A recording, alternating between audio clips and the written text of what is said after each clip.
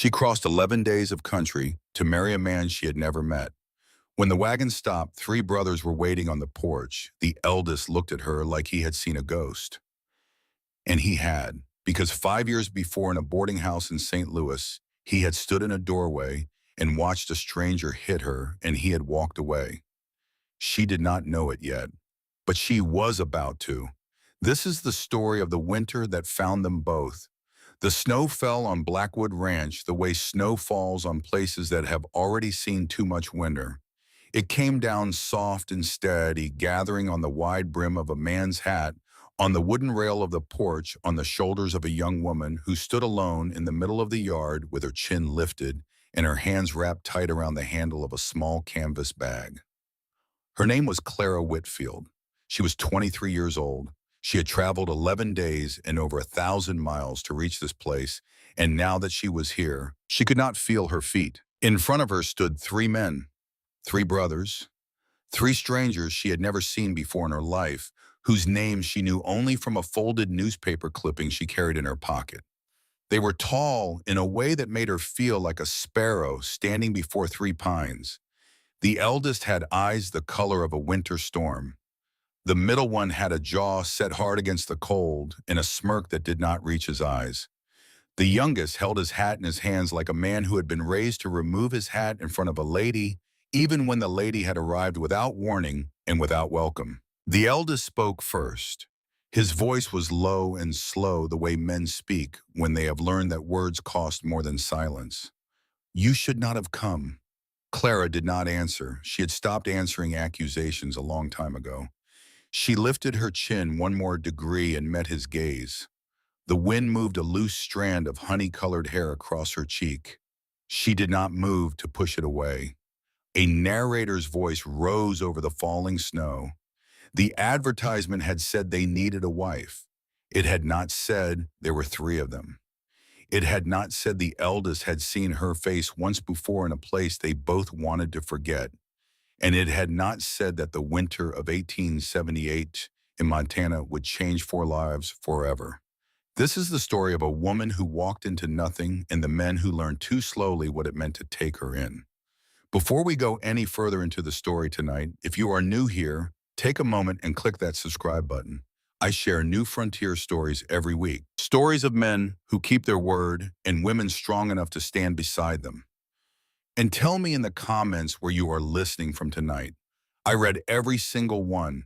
Now let us go back to the beginning, to a girl alone on a station platform in St. Louis 11 days before she ever set eyes on Blackwood Ranch. Clara Whitfield had been born in a clean white house in Boston, Massachusetts on a Sunday morning in the spring of 1855. Her father, Edward Whitfield, owned a small shipyard at the harbor, and on the day she was born, he came home from the wharf with sawdust still on his sleeves and held her in arms that smelled of pine and tar and the salt of the Atlantic. Her mother, Eleanor, was the daughter of a country preacher. She taught Clara to read before she was 5. She taught her to cook before she was 8. She taught her to keep her back straight before she was 10. The first thing Clara learned about the world was that it was beautiful. The second thing she learned was that beautiful things did not always last. Eleanor died of a lung sickness in the autumn of 1869 when Clara was 14. Edward Whitfield held his wife's hand until it went cold, and then he held his daughter's hand and told her in a voice that did not break that she was the only beautiful thing he had left in the world.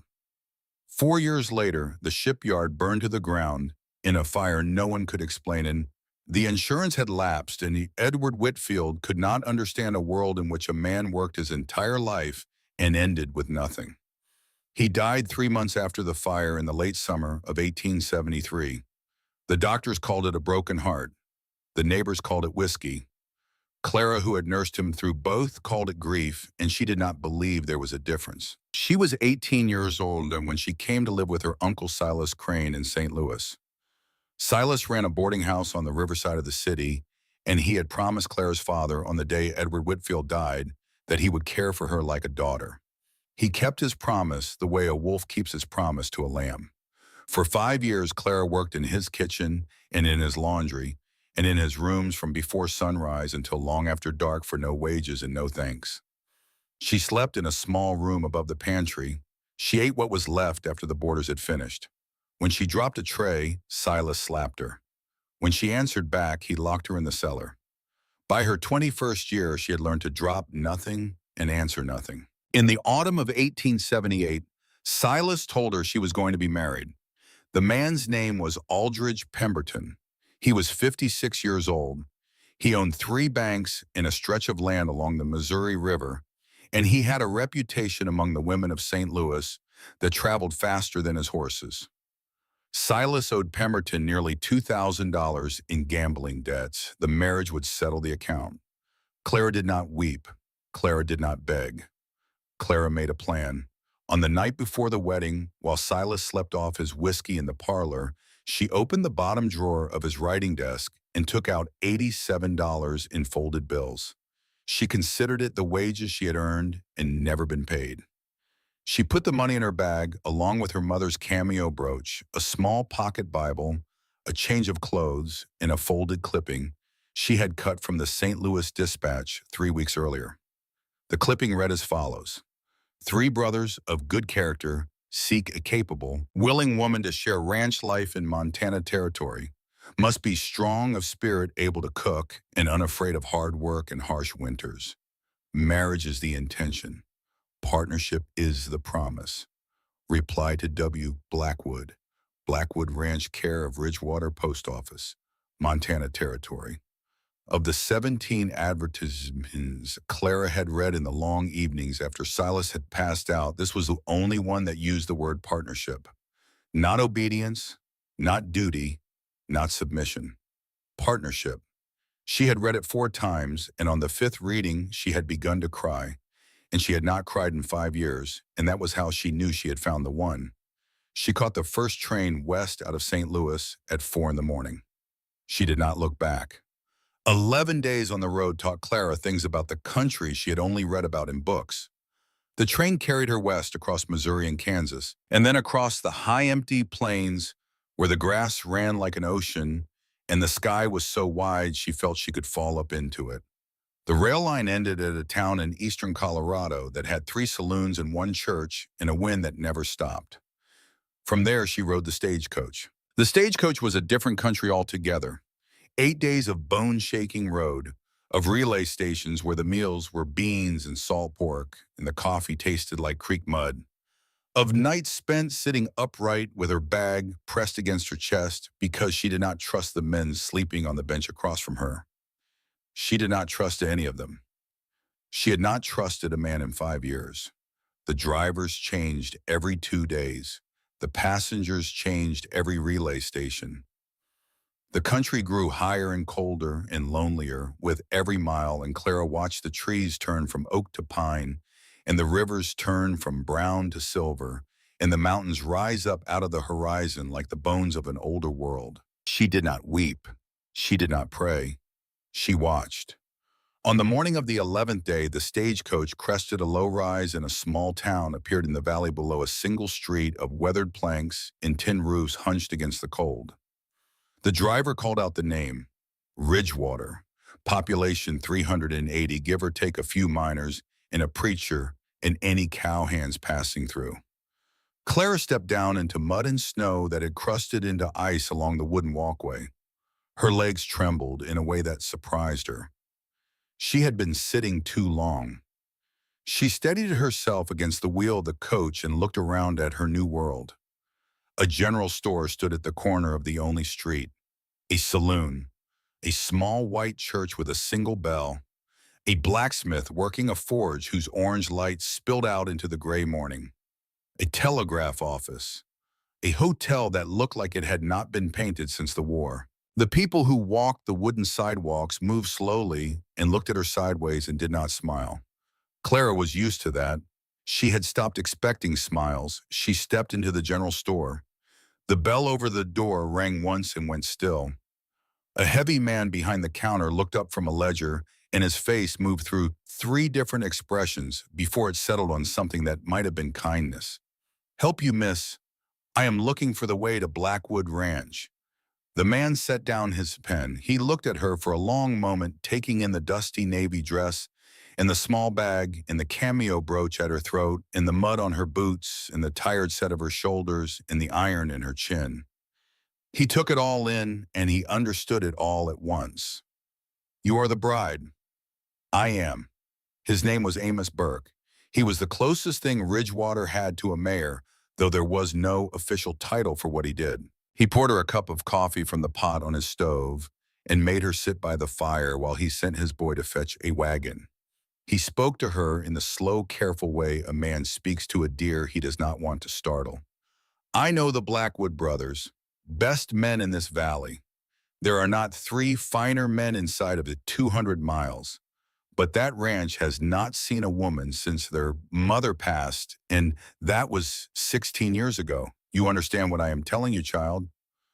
Clara nodded. She understood. "There is one other thing." Amos hesitated. He glanced at the door, then back at her. "There is a man up there named Holt Dawson. He is the senior hand. He has been on Blackwood Ranch longer than anyone except the Blackwoods themselves, and he thinks he ought to be running the place. Do not turn your back on him. You hear me, miss? Do not turn your back on Holt Dawson, not for any reason, not for 1 second. Clara took a slow swallow of the coffee. It was strong and bitter, and it warmed her hands through the tin cup.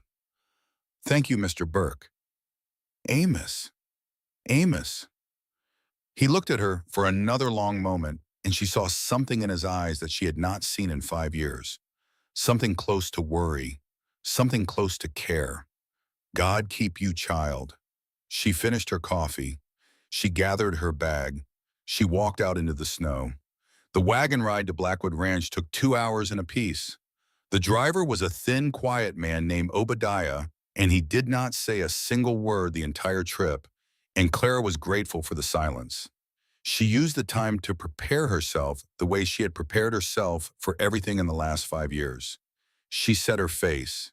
She straightened her back. She made her breath slow and even the way she had taught herself to do when Silas was about to come into the kitchen with whiskey on his breath.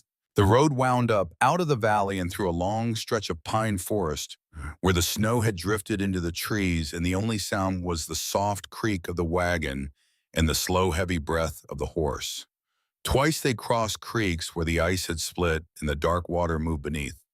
Once they saw a deer standing in a clearing, watching them pass with the calm eyes of an animal that had never been hunted. Clara watched the deer until it was gone behind the trees. When the road finally rose over a low ridge and Blackwood Ranch came into view in the valley below, Clara stopped breathing for a long moment. It was bigger than she had imagined, much bigger. The main house rose 2 stories of heavy logs in the center of a wide-open clearing with a stone chimney at one end and a long covered porch wrapping the front. To one side stood a long bunkhouse.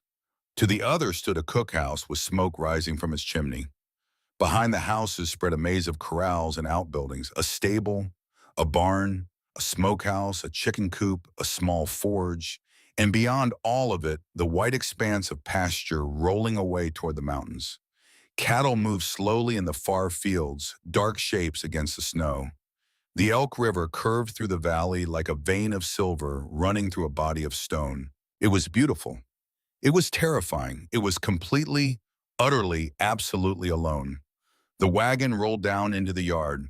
Clara could see now that men were already gathering a few cowhands, stopping their work to look a man at the door of the bunkhouse, leaning against the frame and watching with his arms folded.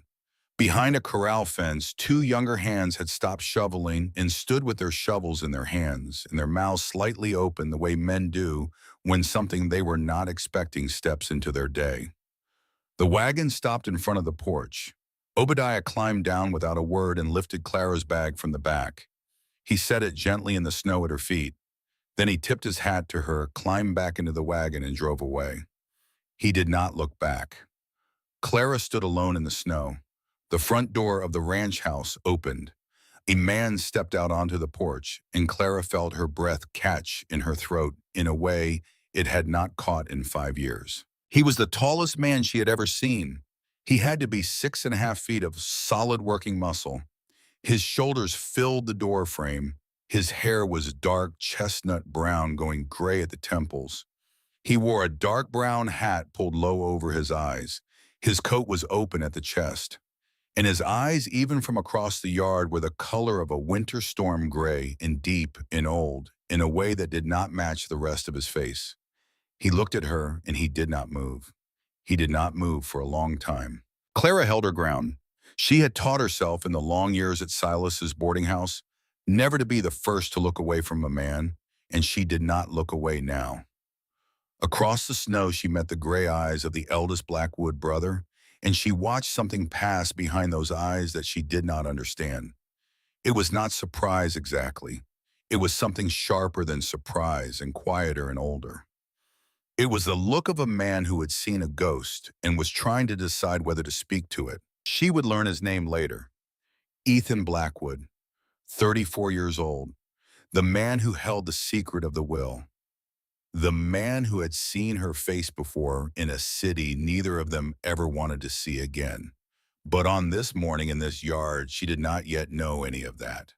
The second brother came out behind him.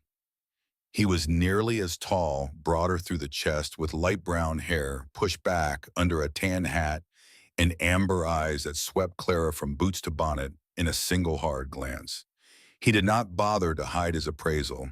He walked to the porch rail and rested his hands on it and leaned forward and looked down at her with a slow, mocking, measuring look. You are small. I am capable. You are cold. I am here to know. He smiled at that. It was not a friendly smile. It was the smile of a man who had been waiting to be unimpressed and had just been mildly surprised and was not sure yet whether he liked the surprise. Jesse Blackwood, middle brother. Do not expect me to be polite. I do not expect anything, Mr. Blackwood. I have learned not to. The smile faded slightly. Jesse looked at her for another moment, then turned his head and called over his shoulder, Wyatt, she is here. The third brother came out at his name. He was a little shorter than his brothers, though still well over 6 feet. His hair was dark blonde. His eyes were a deep blue that reminded Clara of the sky at dusk over the Atlantic. He wore his hat in his hands instead of on his head, and when he saw Clara, the first thing he did was walk down the porch steps and into the snow and stop in front of her at a respectful distance and bow slightly from the waist. Miss Whitfield, Mr. Blackwood, Wyatt, please. Wyatt. His voice was softer than his brothers' voices. There was something in it that made Clara want to trust him, and the wanting made her wary because Clara did not trust the wanting. I wrote the letters, all 4 of them. I hope they were honest enough. I tried to be honest. They were honest, Mr. Blackwood. You came a long way. I had a long way to leave. Wyatt was quiet for a moment as if he was reading something in those few words that she had not meant to put there but had not been able to keep out.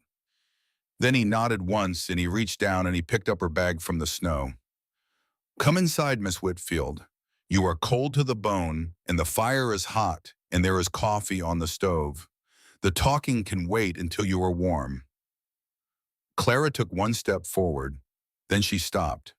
She turned her head just slightly and she looked back across the yard at the eldest brother, who was still standing on the porch and still had not moved and still had not spoken since she had arrived. He was looking at her the way a man looks at a wound he had thought was healed and has just discovered is still bleeding. Their eyes met. For one long moment, the snow fell between them and the world held its breath. Then Ethan Blackwood spoke for the first time.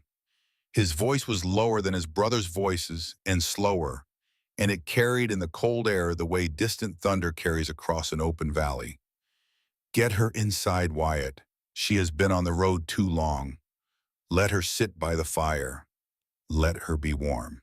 It was the first kindness she had been shown in weeks, and it came in 5 short sentences from a man who had not yet said her name. Clara felt something move in her chest that she did not have a word for. Something that frightened her. Something that she had spent 5 years trying not to feel. She stepped onto the porch. She passed close enough into Ethan that she could have touched his sleeve. He did not move out of her way and he did not move toward her. He simply stood there like a stone wall and watched her go by, and as she passed him, she felt the heat of him through the cold, the way you feel the warmth of a banked fire in a cold room, and she did not look at him again. She walked through the door of Blackwood Ranch. She did not know it yet, but she would never walk back out of it. Wyatt led her through a wide front room with a low ceiling of dark beams and a great stone fireplace where a fire was burning down to coals. He led her past it and up a narrow stairway of polished pine, his boots making a soft hollow sound on the steps. And at the top of the stairs, he opened a door and stepped aside and let her enter first. The room was small and clean. There was a narrow iron bed with a quilt folded at the foot, a washstand with a white china basin and a pitcher of water, a small table by the window, a single straight chair, a mirror and a plain wood frame on the wall above the washstand. The window looked out across the yard and the corrals and the long white pasture beyond all the way to the dark line of the mountains. Wyatt set her bag on the chair.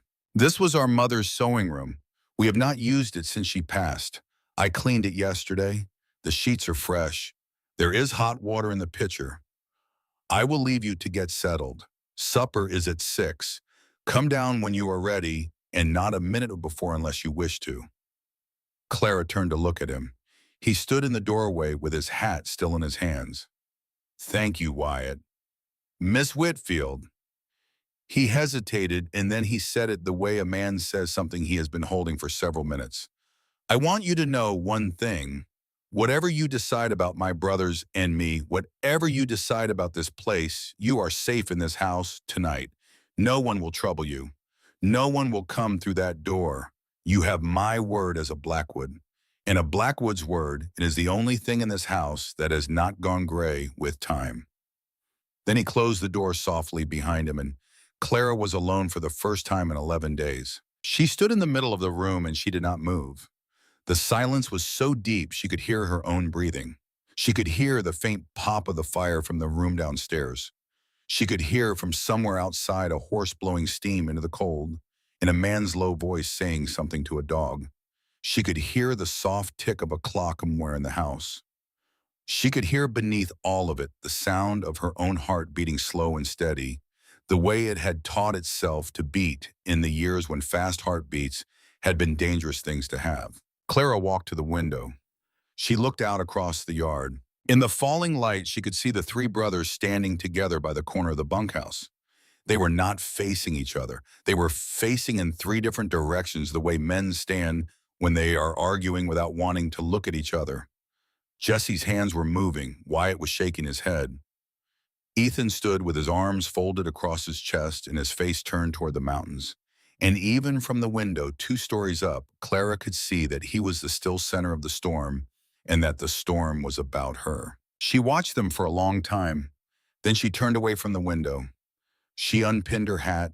She set it on the table.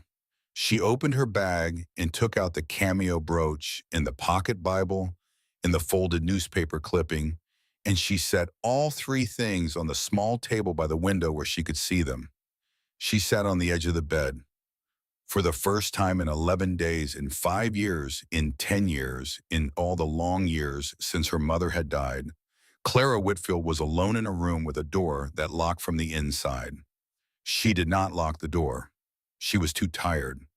She was also, although she did not yet have the courage to admit it even to herself, too curious to know what would happen if she left it unlocked. She lay back on the quilt just for a moment, just to rest her eyes. She slept. When Clara woke, the room was almost dark.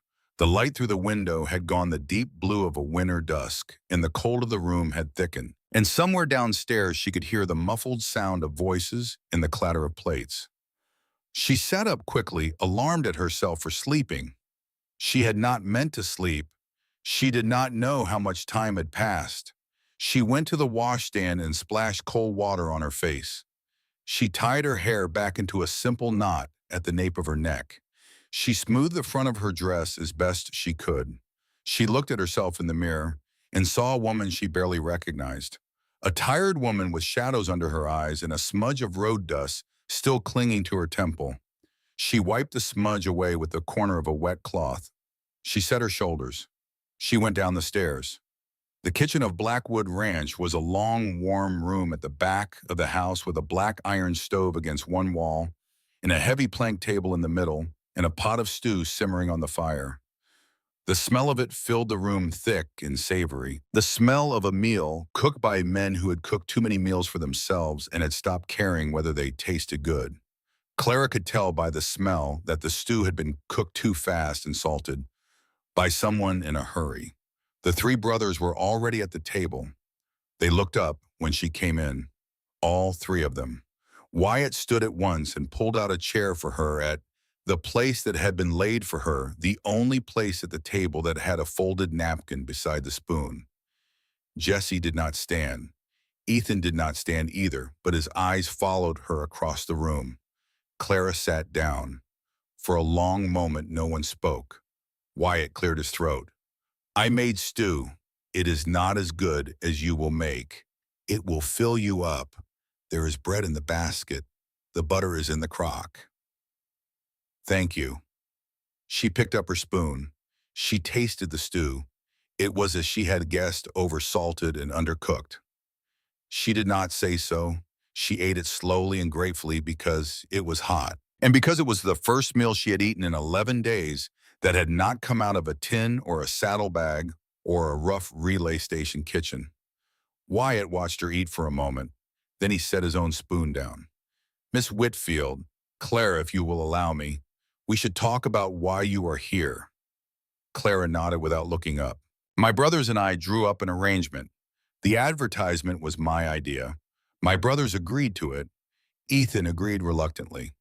Jesse agreed because I asked him to and not for any other reason. The intention is this. You will live in this house through the winter. You will share our table and our work. By the time the spring comes and the pass is open, you will choose. You may choose one of us if any of us suits you and a wedding will be arranged. Or you may choose none of us and we will give you the money for passage back east, wherever you wish to go, and there will be no hard feelings on this side and we will think no less of you for it. The choice is yours, entirely yours. We have agreed on that among ourselves. Clara set down her spoon. She looked at him. And if I choose to stay, but not as a wife? The room went very still. None of the brothers had considered this possibility. She could see it in their faces. Wyatt blinked. Jesse made a small, disbelieving sound in the back of his throat. Ethan did not move at all. You came all this way to cook for cowhands? Jesse asked. There was something underneath the contempt in his voice, something that almost sounded like wonder. Clara turned her head and looked him in the eye. I came all this way to stop running Mr. Blackwood. If cooking keeps me standing, then I will cook. And I will cook better than you have ever eaten in this house. That much I can promise you. Ethan Blackwood spoke for the second time since she had arrived. Nobody is sending her away. 3 words. They landed on the table like the blade of a knife. Jesse turned his head sharply toward his brother. Wyatt let out a slow breath of relief. Clara looked at Ethan and saw, for one quick instant before he covered it again, the face of a man who was making a promise he did not yet know how to keep. She lowered her eyes to her bowl. She finished her stew in silence. She woke before dawn the next morning. It was a habit so old she could not remember learning it. She dressed in the dark, washed her face in the cold water, from the pitcher tied an apron she had found in a drawer, and went down the stairs as quietly as she could. The house was still asleep. The fire in the front room had burned down to a low orange glow. She added 2 split logs from the basket beside the hearth, watched the new wood catch, and then went into the kitchen. The kitchen had not been touched since the men had cleared the supper plates the night before. She set to work without thinking about it. She lit the stove. She put coffee on. She found flour and lard and salt and a dented tin of baking soda in the back of a cupboard. She mixed biscuits the way her mother had taught her, by feel and by memory, the dough soft and quick under her hands. She rolled them out, cut them, slid them into the oven. She found a side of bacon in the smokehouse off the back porch and brought it in and sliced it thin. She found half a dozen brown eggs in a basket on the counter, fresh that morning, by the look of them, brought up from the chicken coop by someone who had risen even earlier than she had. She wondered which of the brothers had risen so early. She suspected she knew. By the time the sun came up, the kitchen of Blackwood Ranch smelled the way a kitchen ought to smell, of hot coffee and fresh bread and frying bacon, and the slow brown sweetness of melting butter on the back of the stove. Wyatt came down first. He stopped in the doorway and breathed in deeply, and a slow smile spread across his face. My father used to say the smell of biscuits in the morning could raise a dead man. I think he was right. Jesse came down next, scowling and unshaven, and ate 2 plates of everything without saying a word. When he was finished, he wiped his mouth with the back of his hand, looked at Clara for a brief moment, and gave a single short nod. From Jesse, this was an oration. Ethan came down last. He sat at the head of the table without speaking. He took the cup of coffee Clara set in front of him and held it in both hands as if he was warming himself. He ate slowly and he did not look at her. And when he was finished, he stood and put on his hat and walked to the door. In the doorway, he stopped. He turned his head just slightly. 3 words came over his shoulder, low and slow and clear. It was good. Then he was gone and the door closed behind him, and Clara stood at the stove with a wet rag in her hand and felt the heat rise to her face for reasons that had nothing to do with the fire. That afternoon, the foreman came to fetch her. His name was Cyrus Garrett, 54 years old, gray as a wolf with a face like weathered leather and eyes like a man who had buried more friends than he had left living. He had ridden for Josiah Blackwood for 20 years, and he had stayed on for the sons after the father went into the ground, because a Garrett did not leave a Blackwood any more than a Blackwood left a Garrett. He took Clara across the yard to the cookhouse without much in the way of words. He was not a man for words. The cookhouse was a long, low building set apart from the main house with 2 long tables and a wide cooking range at one end, and a back room piled with sacks of flour and beans and dried peppers and salt pork. It was meant to feed the 25 hands who worked the ranch, and it had been in a state of slow ruin since the previous cook, an old prospector everyone called Biscuit McGee, had quit a month earlier after a quarrel with Holt Dawson. Cyrus showed her through the cookhouse and watched her face as she took it in. The grease crusted on the iron, the empty flour barrel, the mouse droppings in the corners, the smell of neglect. He waited for her to wince or to sigh or to ask what she had walked into. She did none of those things. She simply rolled up her sleeves. "Where do you keep the lye soap?" Cyrus Garrett looked at her for a moment, and something that might have been the start of a smile moved at the corner of his mouth. "Back room, top shelf." Clara worked for 6 straight hours. She scrubbed the iron range until it was black and clean and ready to be seasoned again. She swept out the corners. She set traps for the mice. She wiped down the long tables. She washed every bowl and every cup. She climbed up on a stool and cleaned the sooted glass of the lanterns until they would burn bright. She rebuilt a fire in the cookhouse stove and got the chimney drawing properly for the first time in weeks. By the time the cowhands began to drift in for supper at the end of the day, the cookhouse smelled of fresh bread and beef and onions, and the lanterns burned warm and clean, and the long tables were scrubbed pale, and the woman behind the counter was small and quiet and did not look up. The men filed in, 25 of them in heavy coats, hats in their hands, the cold still clinging to their beards. They sat down at the tables, and one by one they looked around the cookhouse, and one by one their faces changed. None of them spoke. Most of them had not eaten a hot biscuit cooked by a woman in years. A few of them had never eaten a hot biscuit cooked by a woman in their entire lives. Then Holt Dawson came in. He was a big man, not as tall as the Blackwoods, but thicker through the chest, with a face that had been hardened by 20 years of weather and meanness. He stopped just inside the door, and he looked around the cookhouse the way a man looks at his own house when he has found a stranger in it. His eyes settled on Clara. His mouth moved into a slow, ugly smile. Well now, if it ain't the bought bride playing at being a real woman. The cookhouse went silent. Clara did not look up. She set a plate of beef and biscuits on the counter for the next man in line. Her hands did not shake. Her face did not change. I said, Holt repeated louder, walking forward, if it ain't the bought bride. Clara lifted her eyes slowly and met his. Sit down, Mr. Dawson. Your supper is getting cold. There was a soft sound from somewhere in the room, a breath, maybe a small laugh quickly swallowed. Holt's face darkened. He took another step toward her, and his hand went to his belt the way a man's hand goes to his belt when he is reminding himself and other people that he is armed. Clara did not move. I said, sit down, Mr. Dawson. The food I have cooked tonight will be the best meal you have eaten in a month, and you will eat it cold or you will eat it hot, but you will eat it sitting down like every other man in this room. For a long moment, the cookhouse held his breath. Then slowly, Holt Dawson smiled.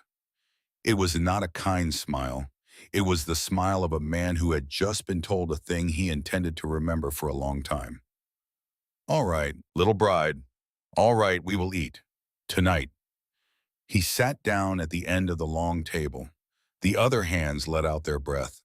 Clara turned back to the stove. She did not let her hands shake until much later when she was alone in her room with the door still unlocked and the cameo brooch warm in her palm. The first week passed in a kind of slow, careful dance. Clara learned the rhythms of the ranch, and the ranch learned the rhythm of her. She rose before dawn every morning. She cooked for the brothers in the main house and for the hands in the cookhouse, and the food got better every day, and the men got quieter at their meals. And one old cowhand named Dutch Miller, who was 62 years old and had not spoken a kind word to anyone in a decade, took to tipping his hat to her every time she walked past him in the yard. The younger hands began to do the same. She learned the names of the horses. She learned that the youngest brother, Wyatt, kept a small library of books in a corner of the front room and read by the fire in the evenings. She learned that the middle brother, Jesse, drank too much in the bunkhouse and came back to the main house late and slept on the floor by the hearth as often as in his own bed. She learned that the eldest brother, Ethan, spoke perhaps a dozen words a day and meant every one of them. She learned that there was a door at the end of the upstairs hallway that was always locked. Wyatt told her when she asked about it that it had been their father's study and that Ethan kept the key and that no one else had been inside the room since their father died 18 months ago. He said it the way a man says a thing he does not entirely approve of and does not feel free to question. She learned the small kindnesses of men who did not know how to give kindness in any other way. She found a stack of fresh, split firewood by the kitchen door each morning, brought up by someone who never stayed to be thanked. She found a sack of new flour set just inside the cookhouse door one afternoon with no note. She found on the third day a small jar of dried rosemary set carefully on the windowsill above her wash basin where the morning sun would touch it. She did not know which brother had left the rosemary. She suspected. She did not ask. And every evening when the supper plates were cleared and the fire in the front room burned down to coals, the three brothers and the woman who was not yet anyone's wife sat in the same long room together and did not speak. The silence was not unfriendly. It was the silence of four people who were waiting to learn what they were to one another. On the seventh evening, the silence broke. It broke at supper. Clara had cooked a roast of venison with potatoes and onions and a thick brown gravy from the drippings, and she had baked a loaf of dark bread and pulled it from the oven still warm. She had served Ethan first because Ethan sat at the head of the table and because his place was the closest to the stove, and because she was used to serving the head of a house first. It was not the first time she had served Ethan first. It was the seventh.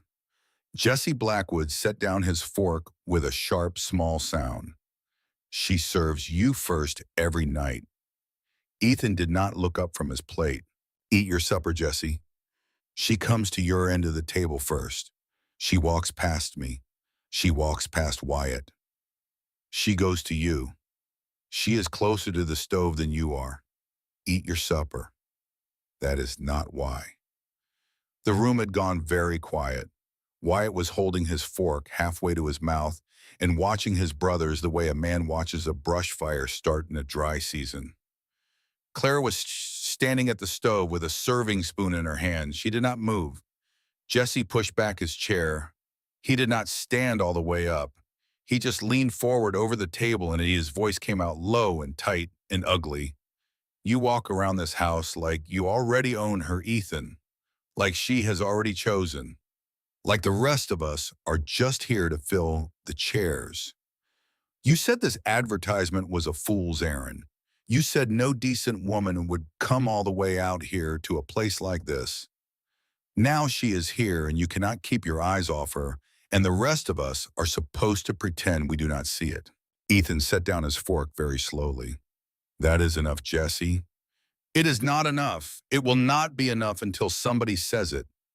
She gets to choose. That was the agreement. Wyatt wrote the letter. Wyatt did the work. Wyatt brought her here. And you walk around this house like the choice has already been made, and the rest of us are just waiting for you to announce it. Clara set the serving spoon down on the stove. No one is choosing for me. Both men turned and looked at her. Wyatt looked at her too. The room held its breath. Clara walked to the table. She did not sit down. She rested both her hands flat on the wood, and she looked from one brother to the next, and her voice came out cold and quiet and very steady. I am not a horse to be claimed. I am not a parcel of land to be fenced. I am not a debt to be settled. I came to this ranch because Wyatt Blackwood wrote an honest letter, and I answered it honestly, and the word he used in his letter was partnership. If any of you wants to fight over who I belong to, I will walk out of this house tonight, and you can finish the fight in the snow without me. Nobody moved. Clara held the silence for one long beat. Then she turned, picked up the serving spoon, and went back to the stove. Jesse stared after her with an expression on his face that was not anger and was not contempt and was not any more anything she had a name for. Wyatt let out the breath he had been holding. Ethan watched her from his place at the head of the table, and his gray eyes were the color of a winter sky breaking after a long storm. He spoke once, quietly, to his middle brother. She is right, Jesse. She is right about all of it. Jesse pushed his chair back the rest of the way and stood. He did not say anything else. He picked up his hat from the back of the chair, and he walked to the door, and he opened it, and he walked out into the snow without his coat. The door closed behind him. Through the kitchen window, Claire could see him crossing the yard with long, hard strides. His shoulders set against the cold, his hands curled into fists at his sides. The kitchen was very quiet. The morning after Jesse Blackwood walked out into the snow without his coat, the wind came down out of the mountains and laid a fresh white silence over Blackwood Ranch. 3 inches of new snow by sunrise, 6 inches by noon. By the time Clara Whitfield came down the stairs in the gray dawn light, the world outside the kitchen window had been buried again in the soft, slow weight of a Montana winter. She lit the stove. She put coffee on. She rolled out biscuit dough on the floured board the way her mother had taught her, and her hands moved without her thinking about them because her mind was somewhere else. Her mind was with the man who had walked into the snow the night before, and the man who had not stopped him, and the man she had served first because his place was closest to the stove, and the secret she could feel in this house the way an old woman feels rain coming in her bones. She did not know yet what the secret was. She only knew that it was there. It was in the locked door at the end of the upstairs hallway. It was in the way the cowhands lowered their voices when Ethan Blackwood walked across the yard. It was in the careful set of Wyatt's shoulders when his older brother entered a room. It was in the way Jesse drank too much and slept too little and looked at Ethan as if waiting for an answer to a question he had not yet asked.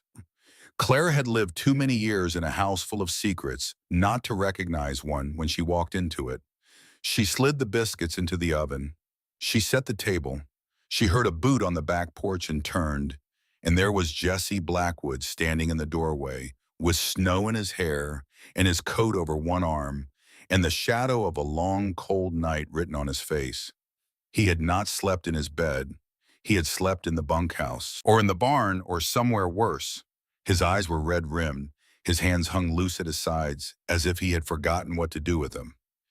He looked at her across the kitchen, and for one quick moment, she saw something pass behind his eyes that she had not expected to see. Shame. "Mr. Blackwood, there is coffee." "Jesse, Jesse, there is coffee." He came to the table and sat down heavily and put his face in his hands. He did not speak. Clara poured a cup of coffee and set it in front of him without comment, the way you set a bowl of water down for a hurt animal that has come to your door. She did not push. She did not ask. She went back to the stove and turned the bacon and let him sit. After a long time, Jesse Blackwood spoke into his hands. "I said things last night I should not have said. You said things last night that needed to be said, just not the way you said them." He lifted his face and looked at her. He was not used to being answered that way. "You did not deserve the things I said, ma'am." "Clara, Clara, and I am not interested in what I deserve, Jesse Blackwood. I am interested in what is true. Some of what you said last night was true." He looked at her for a long moment. Then he looked down at the coffee. He picked it up and held it in both hands the way Ethan had held his coffee on the first morning. "I am sorry, Clara. I know you are." That was all they said about it. She set bacon and biscuits in front of him a few minutes later, and he ate the way a hungry man eats, and when he was finished, he looked up at her one more time with that same shadow of shame in his eyes, and he said one more thing. "My mother used to make biscuits in this kitchen. 16 years ago, I had forgotten what they smelled like until you came." Then he stood up, put on his coat, and went out to the yard to begin the day's work. He did not look back. Clara stood at the window with a dish towel in her hand and watched him cross the snow toward the corrals, and something in her chest moved that she had not expected to move. Not love. Nothing so simple as that. Recognition. The recognition of one wounded creature for another. That morning she made a decision she did not announce to anyone. She decided that whatever else happened in this house this winter, she would not let Jesse Blackwood drink himself to death. She did not yet know why she cared. She only knew she did. The second week at Blackwood Ranch unfolded slowly and with great care. Clara learned the rhythm of the place the way a woman learns the rhythm of a sleeping man's breathing. She learned that Cyrus Garrett woke at 4 in the morning every day of his life and walked the entire perimeter of the home pasture before the sun came up, looking for tracks of wolves and counting the cattle nearest the house. She learned that Dutch Miller lit the cookhouse stove for her every morning before she got there, though he never admitted it and she never thanked him out loud. She learned that the cowhands had begun to take their hats off when she walked into the cookhouse, and that the ones who had laughed at Holt Dawson's words on her first day no longer laughed when he spoke. Wyatt Blackwood read every evening by the fire in the front room. He read the same way some men prayed, with his head bent and his hands quiet and his face open to whatever the page was telling him. He read books that had come from back east in wooden crates packed with sawdust. Histories of the Roman Empire, a copy of the speeches of Daniel Webster, a small worn volume of poems that he had ordered from a bookseller in Philadelphia and had read so many times the spine had cracked. Clara found him one evening with the book open on his knee and his blue eyes fixed on the fire, not reading anymore, just thinking. She did not interrupt him. She walked past him to put another log on the fire, and he looked up at her and smiled, and she smiled back, and neither of them said anything.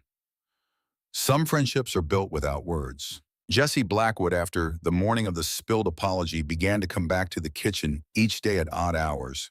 He did not speak much. He brought her a load of split wood for the kitchen stove. He fixed the broken hinge on the pantry door without being asked. He brought in a basket of brown eggs from the chicken coop one morning and set them on the counter and walked out before she could thank him. The next afternoon, she found that someone had repaired the loose board on the second step of the back porch, the one she had nearly tripped on 3 times in her first week.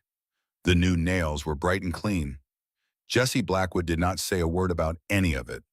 Clara did not say a word about any of it either. But every evening at supper, she set his place on her left, where he could see her hands work, and she felt his eyes on her with a kind of careful attention that was new to him and new to her both. And Ethan Blackwood. Ethan was the one she could not read. He was always there and never there. He was the one who walked the pastures alone in the gray dawn before even Cyrus Garrett was up. He was the one who came in for supper with snow on his shoulders and ate in silence and went back out again. He was the one who stood in the doorway of the kitchen sometimes when she did not know he was there watching her work, and when she turned and caught him watching, he would simply nod once and walk away. He never said an unnecessary word. He never made an unnecessary move. He was the gravity of the house.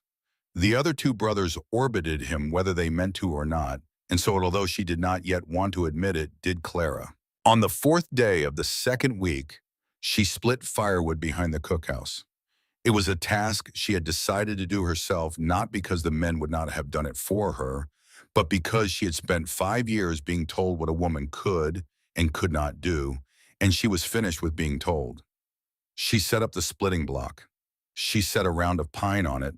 She lifted the heavy axe in both hands and brought it down clean, and the round split open with a sweet, bright sound. She had not heard him come up behind her. Ethan Blackwood walked past her in silence, picked up the second axe from where it leaned against the cookhouse wall, set up his own splitting block 5 paces from hers, and began to split alongside her. He did not ask if she needed help. He did not offer help. He simply began to work. The 2 axes rose and fell in a slow, uneven rhythm, his blows heavy and decisive, hers lighter and faster. After a few minutes, the rhythms began to match the way 2 people walking will eventually fall into the same step without meaning to. They worked for 20 minutes in complete silence. When the round of pine she was working on was finished, she set down her axe and bent to gather the split pieces into her arms. Ethan did the same with his pile. They walked to the kitchen door together, neither one speaking, and stacked the wood in the bin beside the stove. As they stacked, his hand brushed hers. It was the smallest thing. The back of his hand against the back of hers, no longer than half a heartbeat. He pulled his hand back as if he had touched a hot iron. He did not look at her. He turned and walked out of the kitchen and across the yard and toward the barn, and he did not look back, and Clara stood by the wood bin with her own hand still tingling and her face very warm in spite of the cold air still clinging to her sleeves. She thought about that brush of hands for the rest of the day. She did not want to be thinking about it. She did not have time to be thinking about it. She was still cooking 3 meals a day for a house full of men and a cookhouse full of men, and there was bread to bake and laundry to start and a chimney to clean and 1,000 things to do, and yet her mind kept coming back to the half-second when the back of his hand had touched the back of her hand. She had lived 23 years. No man had ever touched her in any way that did not hurt. The brush of Ethan Blackwood's hand had not hurt. That more than anything was the part she could not stop thinking about. That night she could not sleep. She lay in her narrow bed in the upstairs room and listened to the wind move around the corners of the house. After a while she gave up. She got out of bed, wrapped a shawl around her shoulders, and went down the stairs in her stocking feet, meaning to make herself a cup of weak tea by the embers in the kitchen stove. The kitchen was not emptied. Ethan Blackwood was already there. He was sitting at the kitchen table with a cold cup of coffee in front of him, and his big hands wrapped around the cup as if he had forgotten he was holding it. He was not drinking. He was looking at the table the way a man looks at a page he cannot read. He looked up when she came in. He did not look surprised to see her. "I will go," she said. "Stay." She stayed. She lit a small candle on the table between them. She put the kettle on the embers. She brought down the small tin of tea Wyatt had ordered for her from Ridgewater, after he had noticed she did not drink coffee in the evening. She made the tea slowly, the way you do something with your hands when you are buying time for your mind. She set a cup in front of Ethan, then sat down across from him with her own cup. The candle threw a small, warm ring of light on the table between them. The rest of the kitchen was dark. For a long time, neither of them spoke. Then Ethan Blackwood said, "You are carrying something heavy." It was not a question.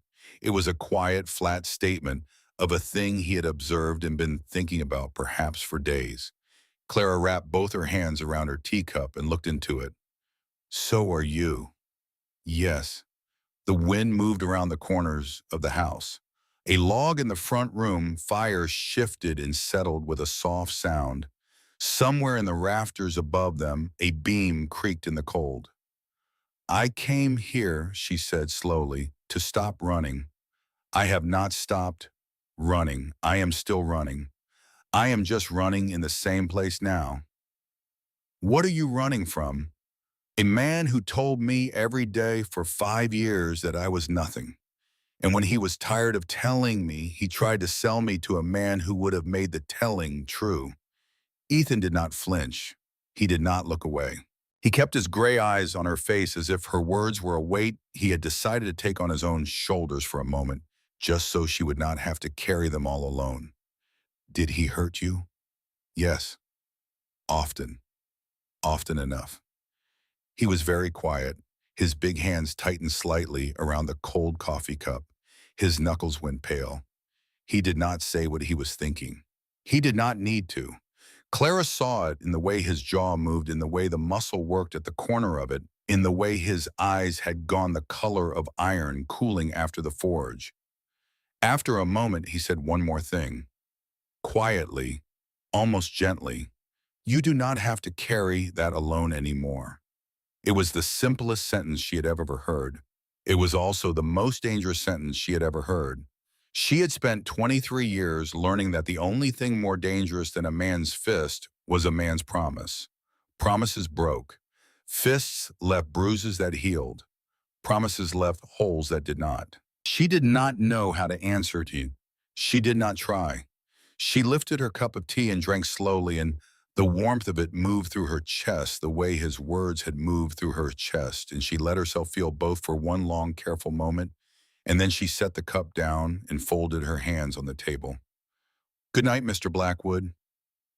"Ethan." "Good night, Ethan."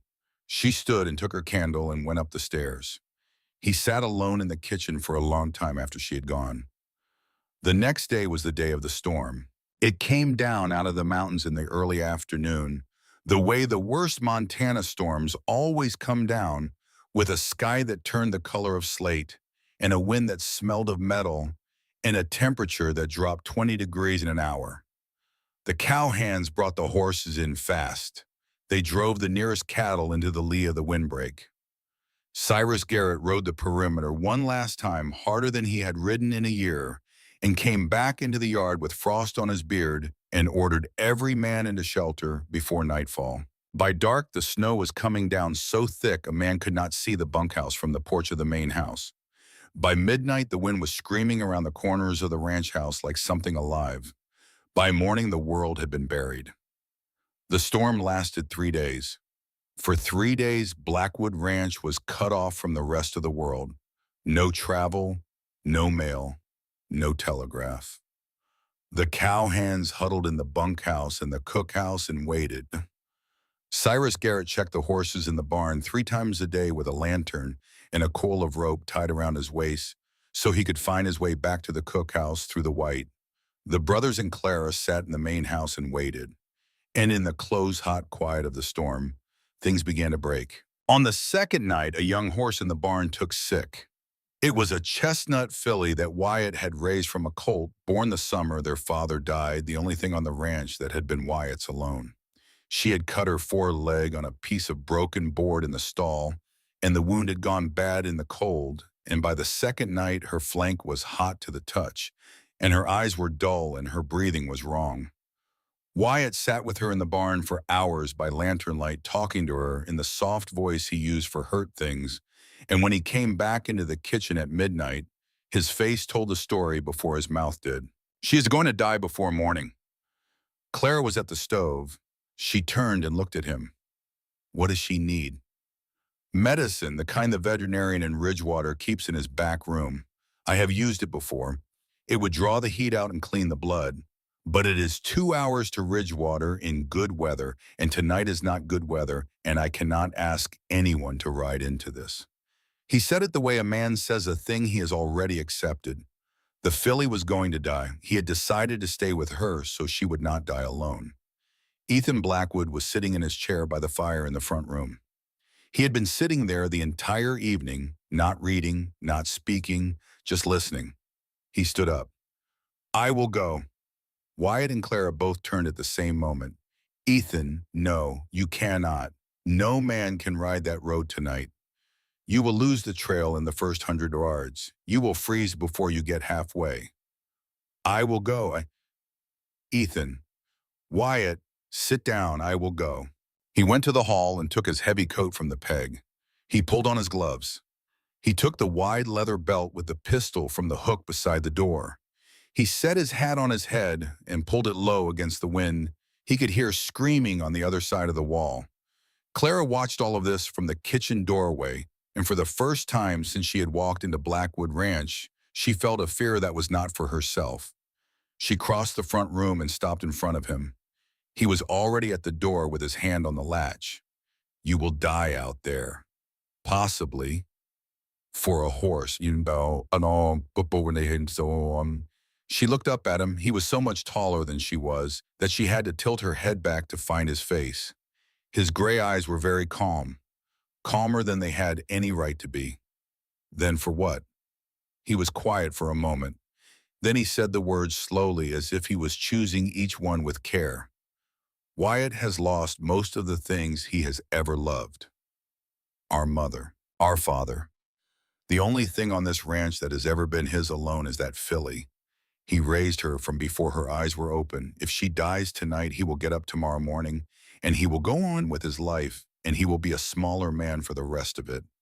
I am not going to let my brother be a smaller man, because I would not put on a coat. Clara did not know what to do with her hands.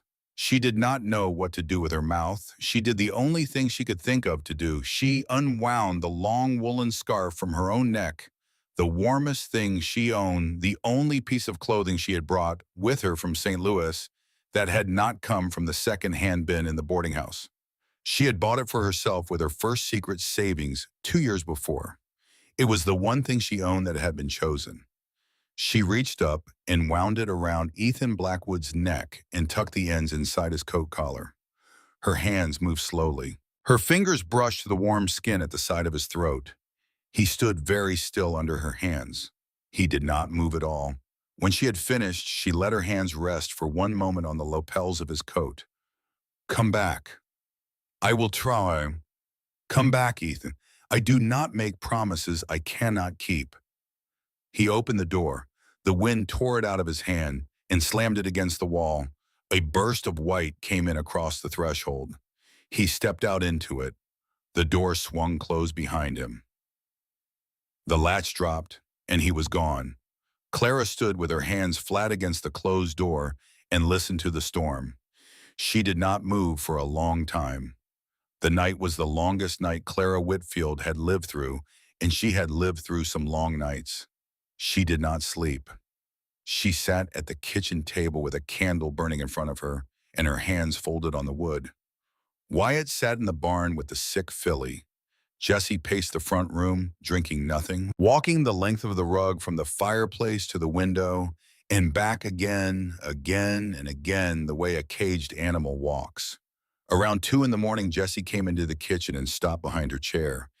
He did not sit down. He stood with his hands in his pockets and looked at the candle. Clara, Jesse, my brother is carrying something. About you. I do not know what it is. I have been watching his face since the morning you stepped out of that wagon, and there is a thing behind his eyes when he looks at you that I have not seen since our mother was alive. I do not know what it means. He has never told me. He has never told Wyatt. But it is there, and you ought to know it is there. Clara did not answer. She did not know what to answer. Jesse was silent for a moment longer. Then he said, if he comes back tonight, ask him. He owes you the answer to whatever question you choose to ask him tonight. He has never been able to lie to anyone except himself. He walked out of the kitchen. She sat with the candle until the wax burned down and a new one had to be lit. The wind began to fall a little after 4. By 5, it had settled into a steady cold whisper instead of a scream. By 6, the snow had almost stopped and the first thin gray light was on the yard. That was when she heard the sound of a horse coming in. It was slow, too slow. The kind of slow that meant a man and a horse who had used up everything they had between them. She stood up so fast she knocked her chair over backward. She did not stop to write it. She ran to the door and pulled it open and went out onto the porch in her stocking feet in the cold in the gray dawn with her hand pressed against her mouth. A horse and rider came up the long lane between the corrals, both of them so coated in white frost that for one terrible moment she thought she was looking at 2 ice statues. The horse's head was down. The rider sat in the saddle as if he had been roped there. He did not lift his head until the horse stopped at the porch. Then slowly, with great effort, Ethan Blackwood raised his eyes and met hers. His beard was white with ice. His eyebrows were white. His hands, when he tried to lift them from the reins, did not lift the first time. He had to try a second time. His lips were cracked and a thin line of blood had dried on the lower one. But his eyes were clear. And in the right side of his coat, buttoned tight against his chest, was the small dark shape of a glass bottle. He had ridden through the storm. He had reached Ridgewater. He had come back. Wyatt came stumbling out of the barn at the sound of the horse. His face went white when he saw his brother. He ran to Ethan's seat and reached up and helped him down out of the saddle, and Ethan came down half falling, and Wyatt caught him under the arms and held him up. And Ethan reached one shaking hand inside his coat and brought out the bottle of medicine and pressed it into his younger brother's hand without saying a word. Wyatt looked at the bottle. Then he looked at his brother. He could not speak. He turned and ran back to the barn with the bottle clutched against his chest. Clara crossed the porch in 3 steps.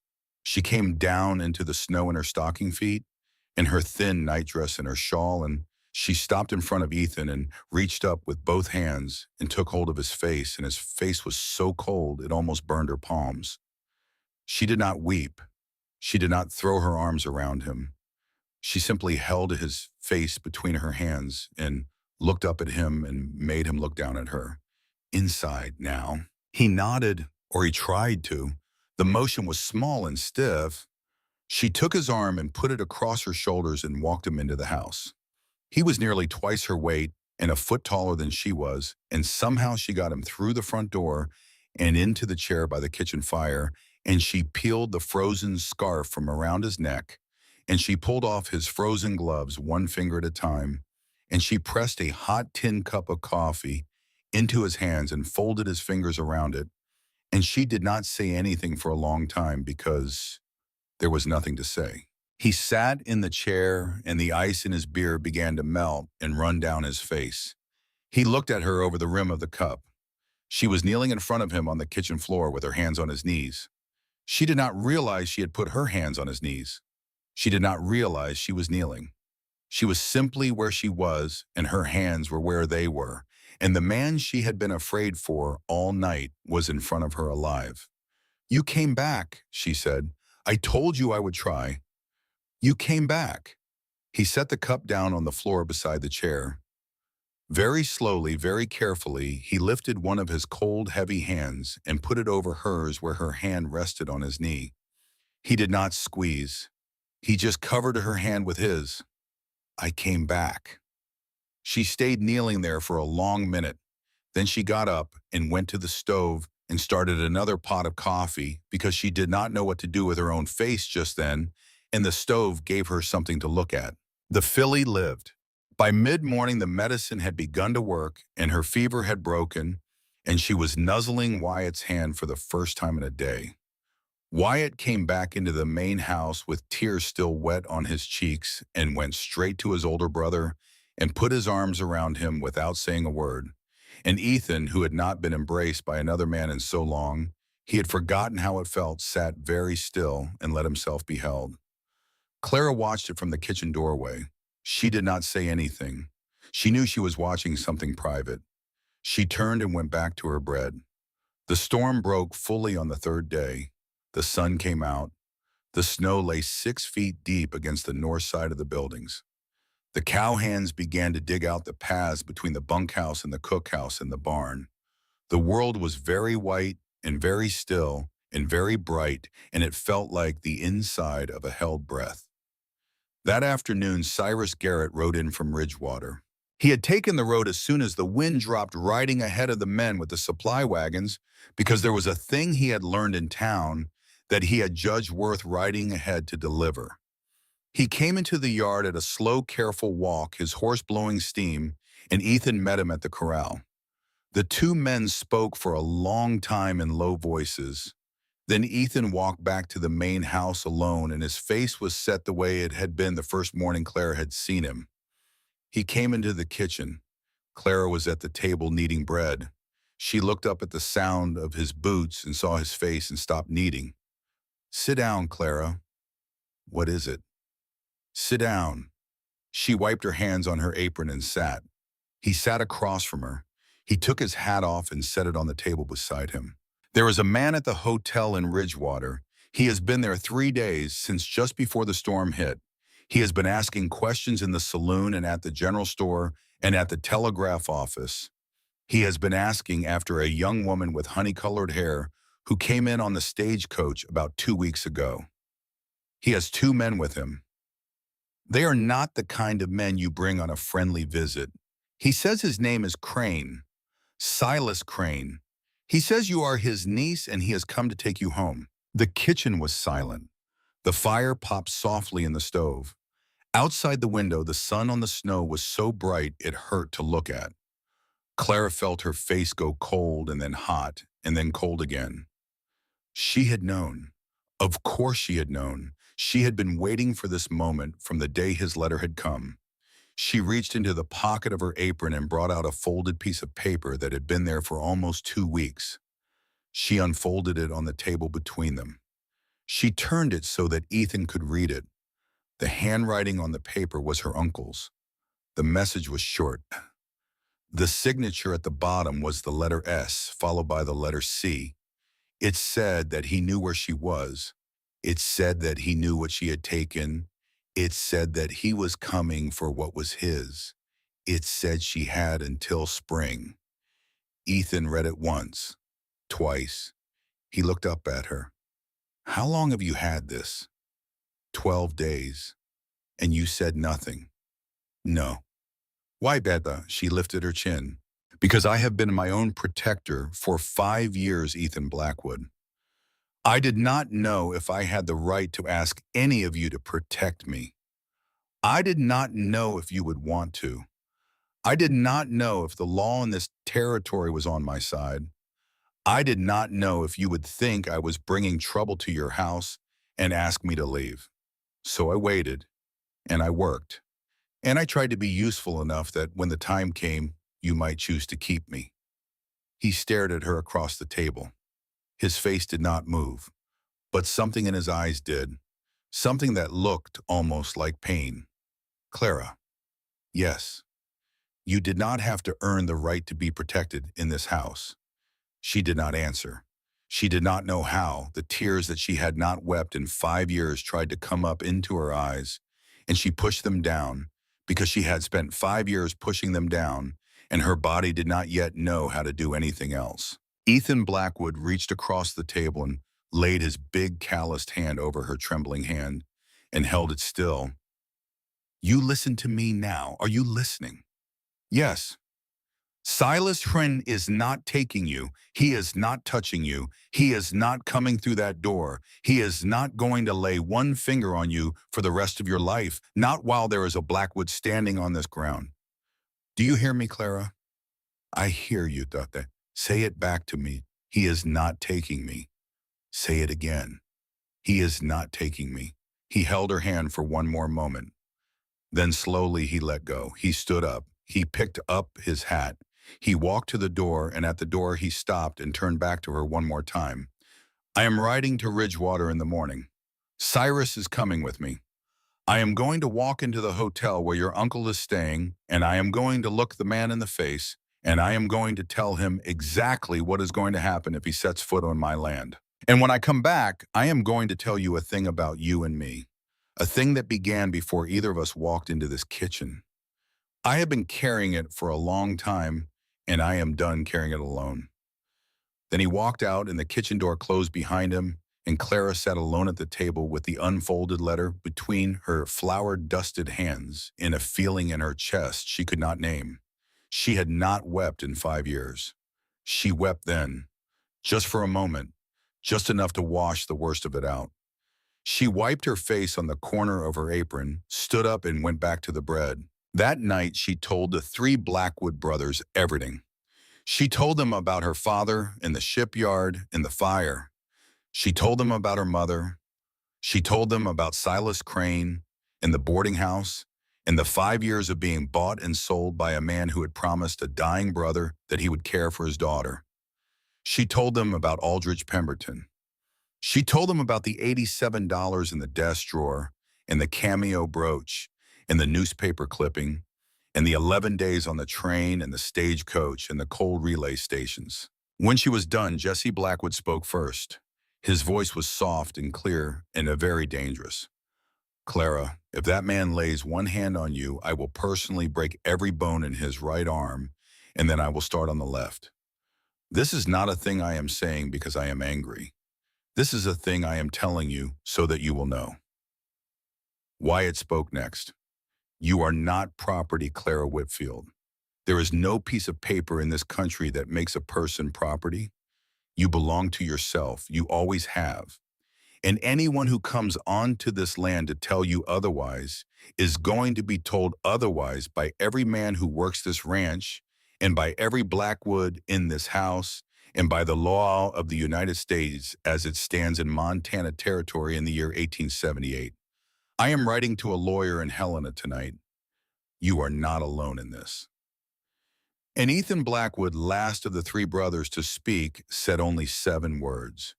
He is not taking her, not ever. The morning after Clara told the Blackwood brothers everything, the sky over Montana was the color of polished bone. The sun came up cold and clean over the eastern ridge, and the fresh snow on the pasture threw the light back so white and so hard that a man had to squint just to look at his own boots. Inside the kitchen of the main house, Clara Whitfield was kneading bread. She had not slept much, 3 hours, maybe 4. But she had risen before the first gray of dawn the way she always rose, and she had lit the stove, the way she always lit the stove, and she had set the kettle on, and she had taken down the flour, and the work of her hands had been the same as it had been on every morning of her life in Blackwood Ranch, and that was a kind of mercy. Ethan came down dressed for the road. He drank his coffee in 3 long swallows. He stood up and crossed to where she stood at the counter. You do not leave this house alone today. Not for the cookhouse, not for the woodpile, not for any reason. There is always a man in this yard with a rifle from now on, and one of them is always going to be a Blackwood. Are we agreed? Yes. I will be back before dark. Ethan. Yes. Be careful. He looked down at her for a long moment. Then he set his hat on his head and went out into the cold. She watched him cross the yard with that long, steady walk she had begun to recognize from any distance. Then she turned away from the window and she went up the stairs because there was a thing she had been meaning to do for 2 days, and the house was empty for the first time since the storm, and the time had come. She stopped in front of the door at the end of the upstairs hallway. The door had a heavy iron latch and a keyhole the size of her thumb. There was no key in the lock. There never had been, not since she had come to this house. But she had been a girl in Silas Crane's boarding house for 5 years, and a girl who cleans the rooms of strange men in a boarding house learns certain things about locks. She had 2 hairpins on the small table by her bed. She fetched them. It took her almost 10 minutes. Her hands did not fail her. She worked the bent pin into the latch and felt for the tongue and felt for it and felt for it, and then there was a small, dry click, and the iron lifted, and the door swung open 3 inches into the dark room beyond. She pushed the door open the rest of the way and walked inside. The room had not been opened in 18 months, and the air inside was thick with the smell of coal dust and old paper and a faint, dry trace of pipe tobacco that must have settled into the wood when Josiah Blackwood was still alive. The window was covered by a heavy curtain. Clara crossed the room and pulled the curtain back, and a long shaft of cold winter light fell across the floor. It was a study, a man's study. There was a heavy wooden desk against the far wall with a green felt blotter on it and a tall bookshelf full of weathered leather volumes and a single hard chair pulled up to the desk and an oil lamp on the corner of the desk with the wick still trimmed and ready. There were maps pinned to one wall, survey maps of the ranch and the surrounding land. There was a long rifle on a rack above the door. There was a pair of riding gloves laid on the corner of the desk as if Josiah Blackwood had set them there one morning, intending to put them on and had never come back for them. There was a daguerreotype in a small wooden frame standing on the corner of the desk beside the lamp. It was the first thing she saw and it stopped her cold. The picture showed two men standing side by side in front of a wooden building. One of the men was younger and broader and wore a workman's vest and had a face she did not know but recognized at once because it was the face of the father of the men she had come to know, Josiah Blackwood. The other man was older, thinner, sharp-featured. He wore a dark coat and a watch chain across his vest and had a smile that did not quite reach his eyes.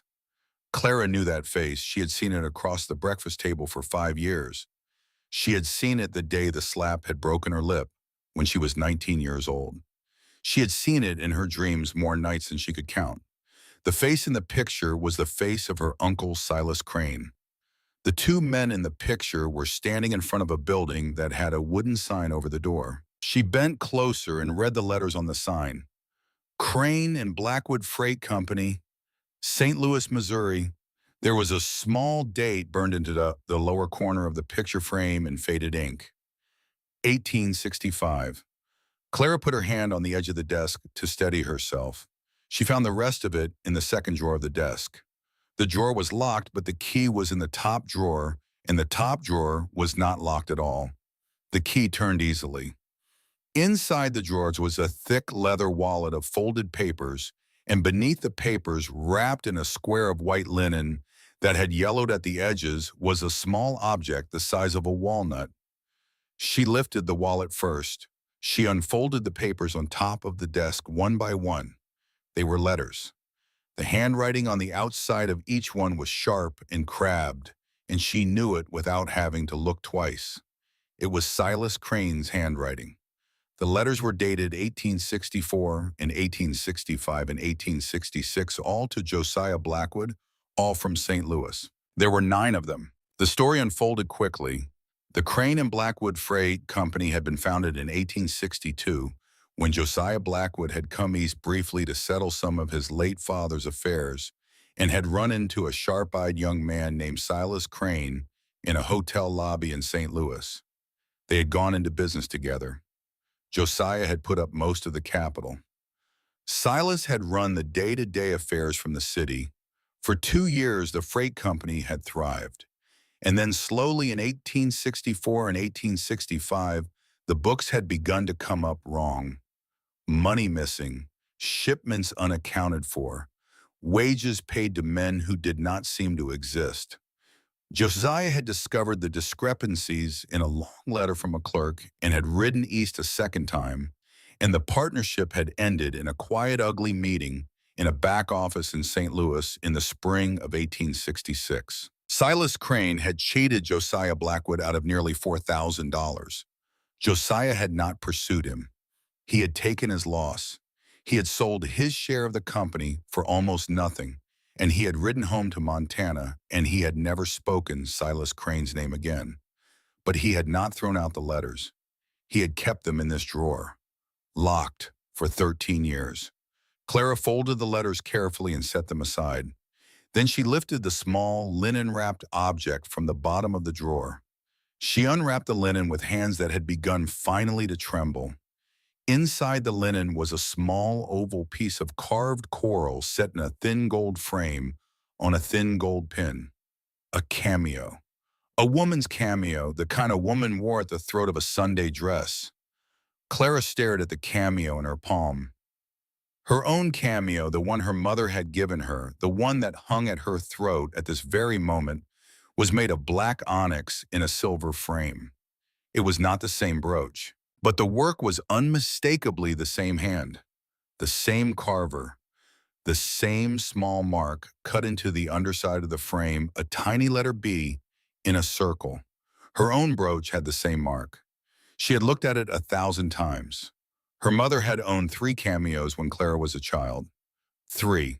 One of black onyx, which Clara wore now, one of pink coral set in silver, and one of red coral set in gold.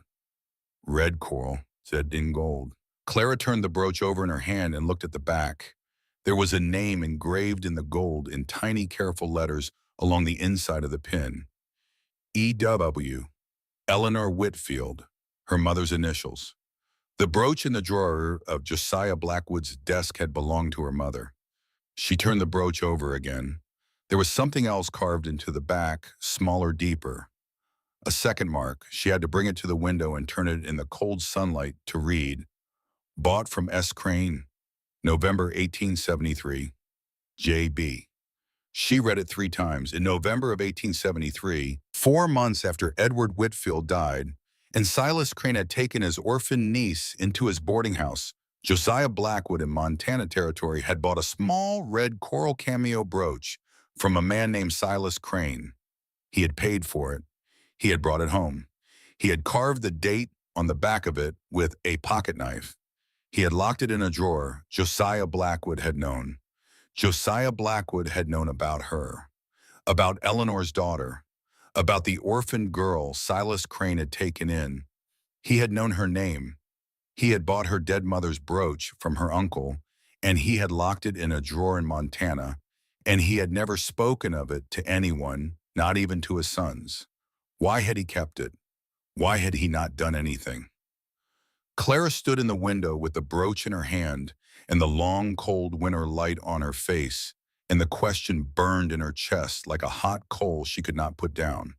She was still standing there when she heard the boots on the stairs. She turned. She did not have time to put the brooch back. She did not have time to close the drawer. The boots came down the upstairs hallway, slow and heavy and unmistakable, and the door of the study, which she had left open 3 inches behind her, swung the rest of the way in. Ethan Blackwood was standing in the doorway. He had come back from Ridgewater earlier than she had expected. His coat was open. His hat was in his hand. The cold of the road was still on him. He stopped on the threshold and looked at her, standing in the long, pale light of his father's window, with a wallet of letters on the desk behind her and a small red brooch in her open palm in front of her. For a long moment, neither of them moved.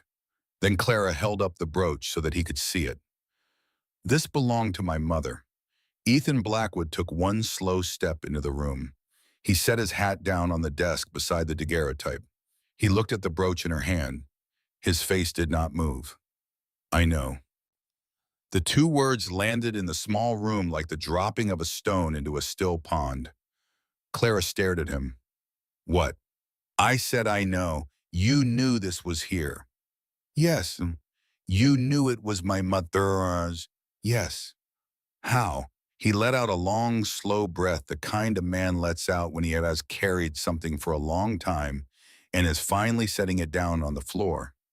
Sit down, Clara, please. She did not sit down. She held the brooch in her hand, and she held her ground. Tell me, now, all of it. I am holding my mother's brooch in my hand in your father's locked study, and I am 23 years old, and I have been waiting for the truth my whole life. You will tell me now. Ethan Blackwood looked at her for one more long moment. Then he nodded slowly. He pulled the hard wooden chair away from the desk and turned it to face her. He sat down. He set his big hands on his knees. He looked up at her. In the late autumn of 1873, I took a herd of cattle east on the rail line. My father was still alive. He was getting older, and the long drives were beyond him by then, and I had been the one to do it for 2 years. I sold the cattle in Kansas. On the way home, I had a few days of business to settle in St. Louis. I was 29 years old. I had never been to St. Louis before. I had a list of 3 things to buy and 3 men to see, and one of the men on my father's list was a freight hauler my father had once known in the war years. The name on the list was Silas Crane. Clara sat down. Her legs would not hold her up any longer. I did not know what my father had thought of Silas Crane. I did not know about the cheating. I did not know about the freight company. My father had never told me. I went to the address on the list. The address turned out to be a boarding house. There was no freight office. I did not understand. I went inside to ask for Mr. Crane in person. His hands tightened slightly on his knees. Mr. Crane was not at home that afternoon. The woman at the front desk told me he would be back in an hour and asked me if I would care to wait in the parlor. I said I would. She brought me a cup of coffee. She apologized that the boarding house was short-staffed. She said the only girl on duty that afternoon was a new niece of Mr. Crane's, just come from Boston after the death of her father, and that the girl was not yet trained to her work, and that the woman at the desk was unhappy about it. Clara closed her eyes. She knew what was coming. She had been there. I sat in the parlor for almost an hour. Then I heard a sound from the dining room behind me. The sound of a tray hitting the floor. The sound of china breaking. A man's voice. The voice of a man in a temper. A small sound that might have been a girl trying not to cry. Clara opened her eyes. She made herself open them. I got up. I walked to the doorway between the parlor and the dining room. I stood in the doorway. I looked into the dining room. There was a young woman on the floor. She was kneeling down, picking up pieces of broken china. There was a tall, thin man standing over her. Sharp face. Watch chain across his vest. His hand was raised. As I watched, he brought his hand down across the side of her face. Hand, hard. The girl's head snapped to the side. She did not cry out. She did not lift a hand to defend herself.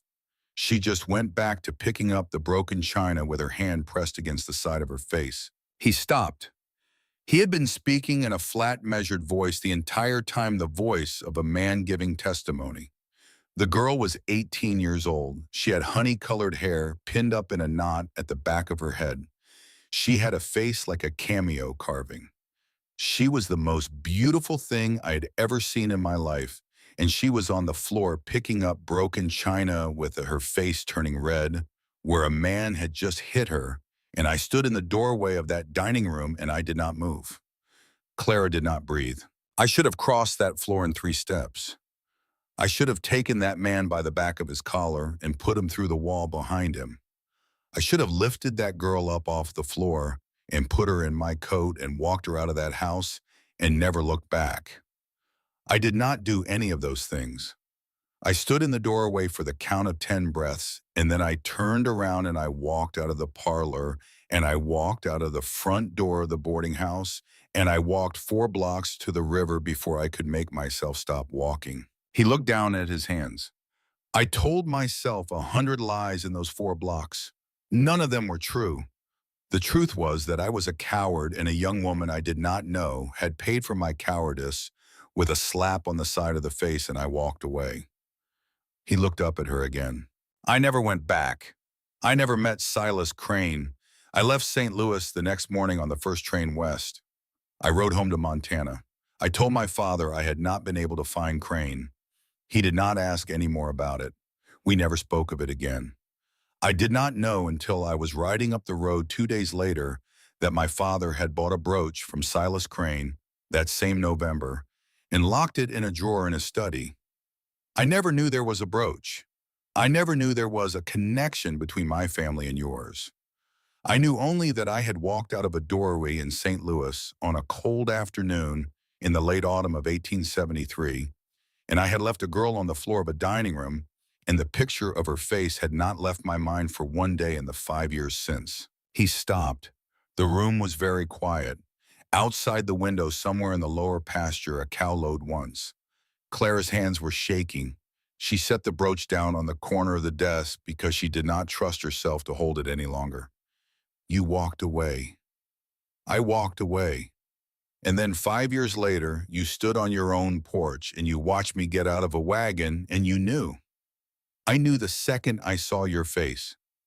You did not say anything because I did not know how, because there is no word in the English language for what a man says to a woman whose face he has carried in his head for 5 years because of a thing he should have done and did not do.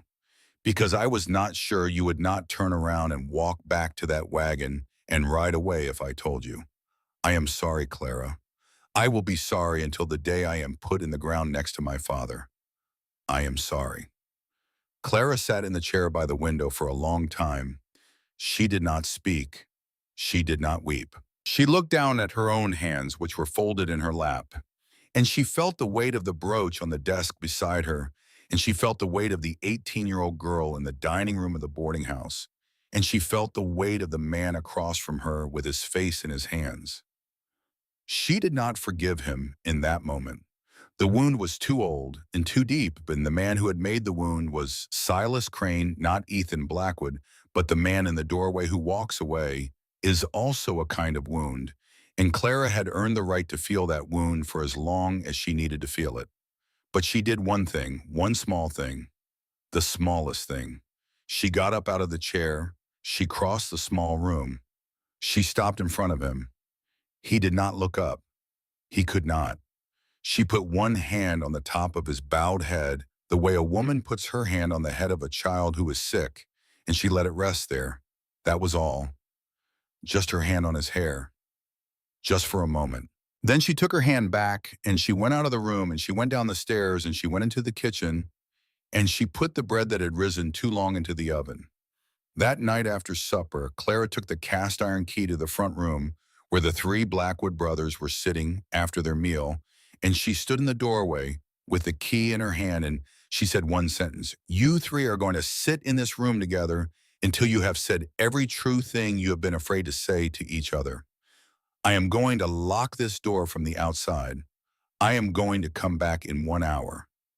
Jesse half rose out of his chair. "Clara, this is not." "Sit down, Jesse Blackwood." He sat down. She closed the door. She turned the key in the lock. She walked away. What happened in the front room of Blackwood Ranch in the hour that followed belongs only to the people inside the room. But by the things that came out of that room afterward, this is most of what was said. Jesse spoke first. He said he had been carrying a debt for almost a year. Money he had borrowed from the ranch accounts and lost in a card game in Billings. And the men he owed were not patient men, and the debt was growing, and he had not told anyone because he was ashamed, and the shame was a thing he had been drinking himself into the ground over for months. Wyatt spoke about their mother. He said he had been 12 years old when she died, and he could barely remember her face, but he could remember the sound of her voice singing in this kitchen, and he had been waiting all his life for someone to put the singing back into this house. He said that Clara had brought the singing back, and he had known from the third day she was here that she was not going to choose him, and that he was at peace with that. He said the love between him and Clara was the love of a brother for a sister, and that was a love he had not known he had been missing in his life, and he was grateful for it. And then he turned to Ethan and said one more thing. "You should have told us about the will, Ethan. The day you found out, you should have told us. You did not tell us because you thought you knew better than the rest of us what we could carry. That is the most paw thing you have ever done, and it is going to stop tonight." Ethan, who had not yet spoken, looked at his younger brother across the front room of the house their father had built. He nodded once.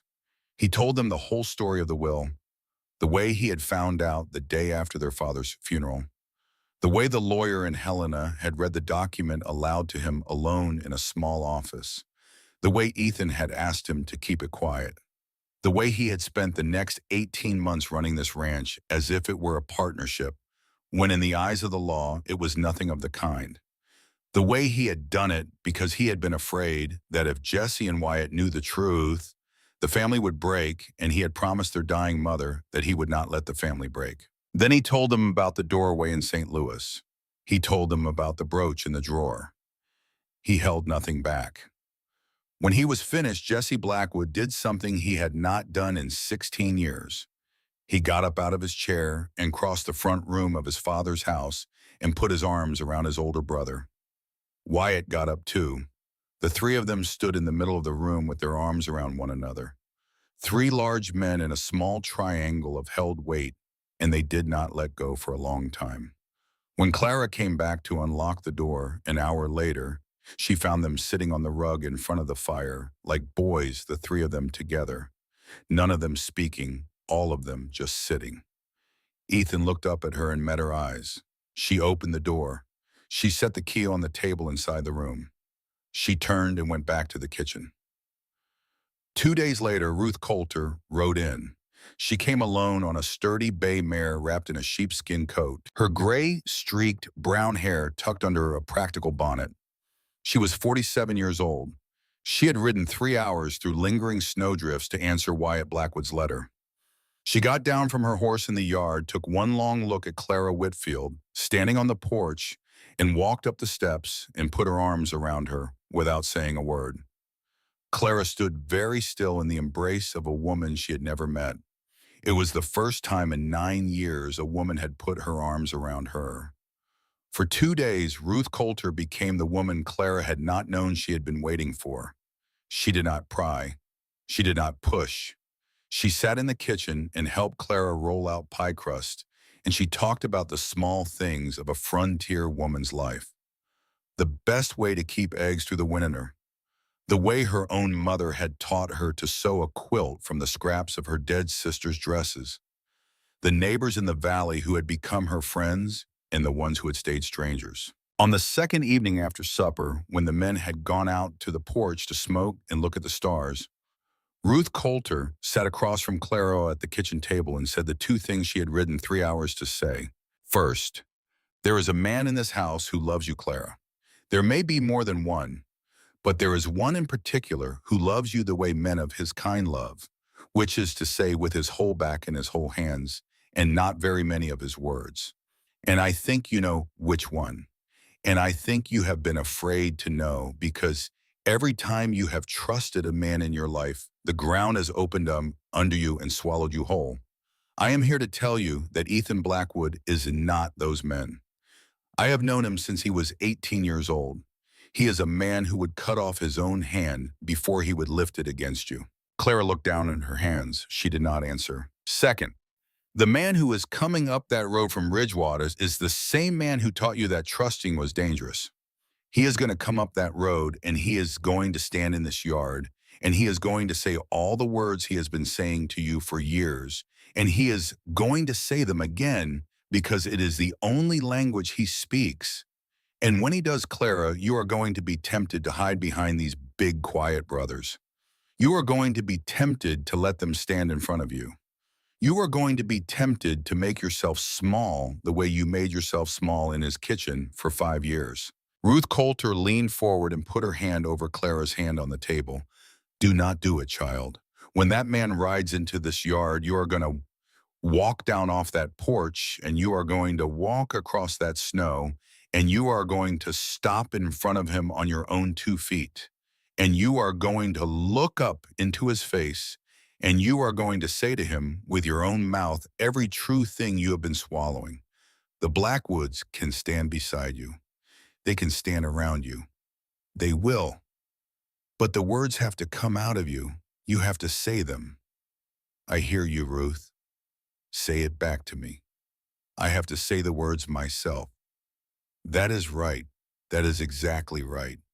Now finish your tea and go upstairs and get some sleep because the man we are talking about is going to come up the road tomorrow or the day after. And when he comes, you will need to be rested. He came the next morning. He came riding up the long lane between the corrals at 10 o'clock on a clear, cold January morning on a tired horse with 2 hard-faced hired men behind him and a third man in a black coat with a tin star pinned to his vest. Silas Crane was not as tall as Clara remembered. He was not as broad. The 5 years of fear she had been carrying him in her chest had made him grow in her memory, the way fear always makes its objects grow. But here in the cold, clean Montana sunlight, He was only a thin, sharp-featured man in a dark coat, growing older, growing more desperate, with a watch chain across his vest and a piece of folded paper in his pocket, and a smile that did not reach his eyes. The whole ranch had turned out. 25 cowhands stood in the yard with their hats low and their hands near their belts, and not one of them speaking. Ruth Coulter stood at Clara's left shoulder on the porch. Cyrus Garrett stood with the hands. The three Blackwood brothers stood on the porch, one on each side of Clara, and one behind her, and not one of them spoke. Silas Crane reined in his horse in the middle of the yard and looked up at the porch. He found Clara's face. He smiled. "Clara, sweetheart, I have been so worried about you." Clara did not answer. Ethan Blackwood stepped forward to the edge of the porch. His voice was low and clear, and it carried in the cold air the way distant thunder carries across an open valley. "Show me your warrant." Silas Crane reached into his coat. He brought out a folded piece of paper. He held it up. "I have here a lawful warrant for the arrest of my niece, Clara Whitfield, on charges of theft. I have here also a marriage contract signed by Mr. Aldridge Pemberton of St. Louis, naming this woman as his lawful intended bride. I have come a long way, and I have come at considerable expense, and I will be taking her home with me this morning." I said, "Show me the warrant. Bring it to me." The hired man with the tin star rode forward and handed up the paper. Ethan Blackwood read it once. He read it twice. He folded it back up and put it inside his own coat. This warrant was issued in the city of St. Louis in the state of Missouri by a county judge whose name I happen to know. He is a friend of yours, Mr. Crane. He is also a man whose authority ends at the western border of the state of Missouri. We are standing in the territory of Montana. Your warrant is not worth the paper it is printed on inside the borders of this territory, and your deputy back there is not a deputy of any court in this territory either. And I have a letter in my pocket from Mr. Henry Tarrant of Helena, who served 6 years in the Montana Territorial Legislature, that says so in plain English." Silas Crane's smile did not move, but his eyes did. "And the marriage contract, Mr. Blackwood. Bring me the marriage contract." The contract came up the porch the same way the warrant had. Ethan read it. He looked up. "This contract bears 2 signatures, yours and Mr. Pemberton's. It does not bear the signature of the woman it names. The state of Missouri does not enforce marriage contracts entered into without the consent of the bride. The territory of Montana does not enforce them either. This piece of paper is a bill of sale, Mr. Crane, and the only thing it is worth in this country is what a bill of sale for a human being is always worth, which is nothing at all." Silas Crane's face had gone the color of cold ash. He turned his horse half a step toward the porch, and his voice came out higher than before, sharper, the voice of a man whose first plan had failed and who was reaching for his second plan and discovering that he had not brought a second plan. Clara, be all, sweetheart. Listen to me. These men are strangers. You do not know them. You do not know what kind of place this is. You will not last a winter here. Aldridge Pemberton is still willing to take you. He is a wealthy man. He will give you a good life, a comfortable life, a respectable life. Come down off that porch and ride out of here with me, and you can forget all of this and start again." That was when Clara stepped forward. She came past Ruth Coulter. She came past Wyatt. She put her hand on Ethan's arm, and she pressed it once, and Ethan stepped aside because Ruth Coulter had told her she had to do this on her own 2 feet, and the Blackwood brothers had heard the same thing through the kitchen wall, and they had agreed. Clara walked down the porch steps in her plain wool dress with her mother's cameo brooch at her throat, and she crossed the snow of the yard alone. She stopped 3 feet in front of Silas Crane's horse. She looked up at him. She was small. He was on a horse, and she was on her own 2 feet, and she had to tilt her head back to find his face, and she did not falter. "My father," Clara said, and her voice carried clean across the silent yard, "died in a small, bare room in Boston in the late summer of 1873. because you had spent 10 years stealing from a freight company you owned with a man named Josiah Blackwood. You took that money and you lost it at cards, and when my father came to you for help after his shipyard burned, you told him you had nothing left to give. That was a lie. You had plenty left. You just did not have any left for him. Silas Crane's mouth opened. Clara did not let him speak. My mother's cameo brooch, the one I am wearing right now, is one of 3 brooches she owned when I was a child. One was buried with her wedding ring, one is at my throat, and one was a small red coral cameo set in gold with her initials carved on the back that vanished from her dressing table the week you came to take me away from Boston. I thought when I was 14 years that one of the moving men had stolen it. I was wrong. You stole it. You sold it the same November to a rancher in Montana for whatever he would give you for it because you needed the money for a card game. The rancher's name was Josiah Blackwood. The brooch is upstairs in this house right now. I am holding the receipt in my pocket. She paused. The yard did not breathe. You took me into your boarding house, and for 5 years, you fed me what was left after the boarders had finished eating, and you slapped me when I dropped a tray, and you locked me in the cellar when I answered back. You told me every day that I was nothing. You told me no man would ever want me unless you sold me to one. And then you tried to sell me to Aldridge Pemberton, who is 56 years old and has buried 2 wives whose names the women of St. Louis are still afraid to say out loud. She drew a single breath. I took $87 from your desk on the night I left because that was less than the wages of 1 year of cooking and cleaning in your house, let alone 5. You can call it theft if you like. Take me to court. Bring your papers and your fake deputy and your friend, the county judge, and let them all stand up in a Montana courtroom and explain to a Montana jury why a man with your reputation thinks he has the right to file charges against a woman he beat for 5 years. Silas Crane's hand came up off the saddle horn. It was a small movement, almost a flinch. The hand of a man who had been hitting women for so long that the gesture rose to him without his thinking about it. The 3 Blackwood brothers came down off the porch. They did not run. They walked. They walked slowly the way men walk who do not need to hurry, and they came down off the porch steps and out into the snow, and they stopped on either side of Clara and behind her, and they did not say a word. Ethan to her right, Jesse to her left, Wyatt at her back. 3 large men forming a quiet wall around a woman who had just shown the entire yard that she did not need a wall. Silas Crane's hand went back down to the saddle horn. Ethan Blackwood spoke once more, and his voice was not the voice of a man making a speech. It was the voice of a man delivering a verdict.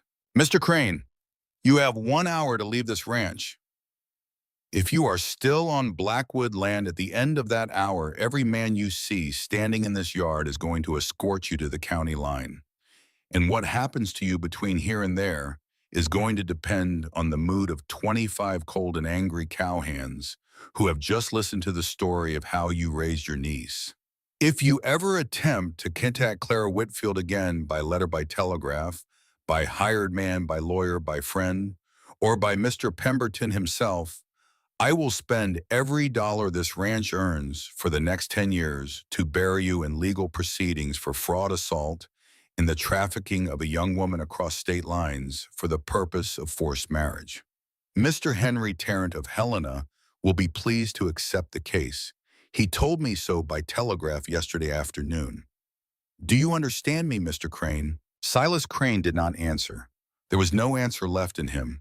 He was a man who had spent his life manipulating people smaller than himself, and for the first time he was looking at people who were larger than him, not just in body, but in moral weight, and he understood the way a small animal understands a large one, that the contest was over. He turned his horse. He rode out of the yard. His hired men followed him. The fake deputy did not even look back. Clara watched them go. She did not move until they were specks on the white horizon. Then her knees buckled. Ethan caught her. He lifted her gently, and he did not speak, and she did not speak, and he carried her up the porch steps and into the house and set her down in the chair by the kitchen fire. and put a blanket around her shoulders and a cup of hot tea in her hands, and she sat very still for a long time and let the trembling come out of her in small, slow waves. The days that followed were quiet and bright. The cold of January softened a little. The snow on the southern slopes began to thin. Clara woke each morning in the same upstairs room she had slept in since her first night, but she woke now to a kind of silence she had never known. It was not the silence of fear, it was the silence of safety, and she was beginning slowly to learn to trust it. Jesse Blackwood went to his older brother on the morning after Silas left and told him the full size of the gambling debt. He laid every figure on the table. Ethan listened with his arms folded, and when Jesse was done, Ethan said one thing: "We will pay it together. It is our ranch. All three of ours." "Ethan, I rode to Helena last week. I had Mr. Tarrant draw up new papers. The ranch is 1/3 yours, 1/3 Wyatt's, 1/3 mine. The papers are signed and filed. They were filed before Silas Crane ever came up that road. I should have done it the day after Pa was buried. I am sorry it took me as long as it did." Jesse stood very still for a long moment. Then he nodded once. He held out his hand the way men hold out their hands when there are no other words left. Ethan took it. "And the drinking, Jesse. I am done with the drinking, Ethan. I am done with it for good. I have got reasons now. I have got a sister in this house and a brother who would ride through a blizzard for a horse, and I am not going to be the man who turns up at the table with whiskey on his breath in the company of people like that. I am done." Ethan did not say anything. He did not need to. He squeezed his brother's hand once and let it go. Wyatt took Clara walking along the Elk River 2 days later. The ice on the river was beginning to crack in long, thin lines, and a single bird Clara did not know the name of was singing somewhere in the willows on the far bank.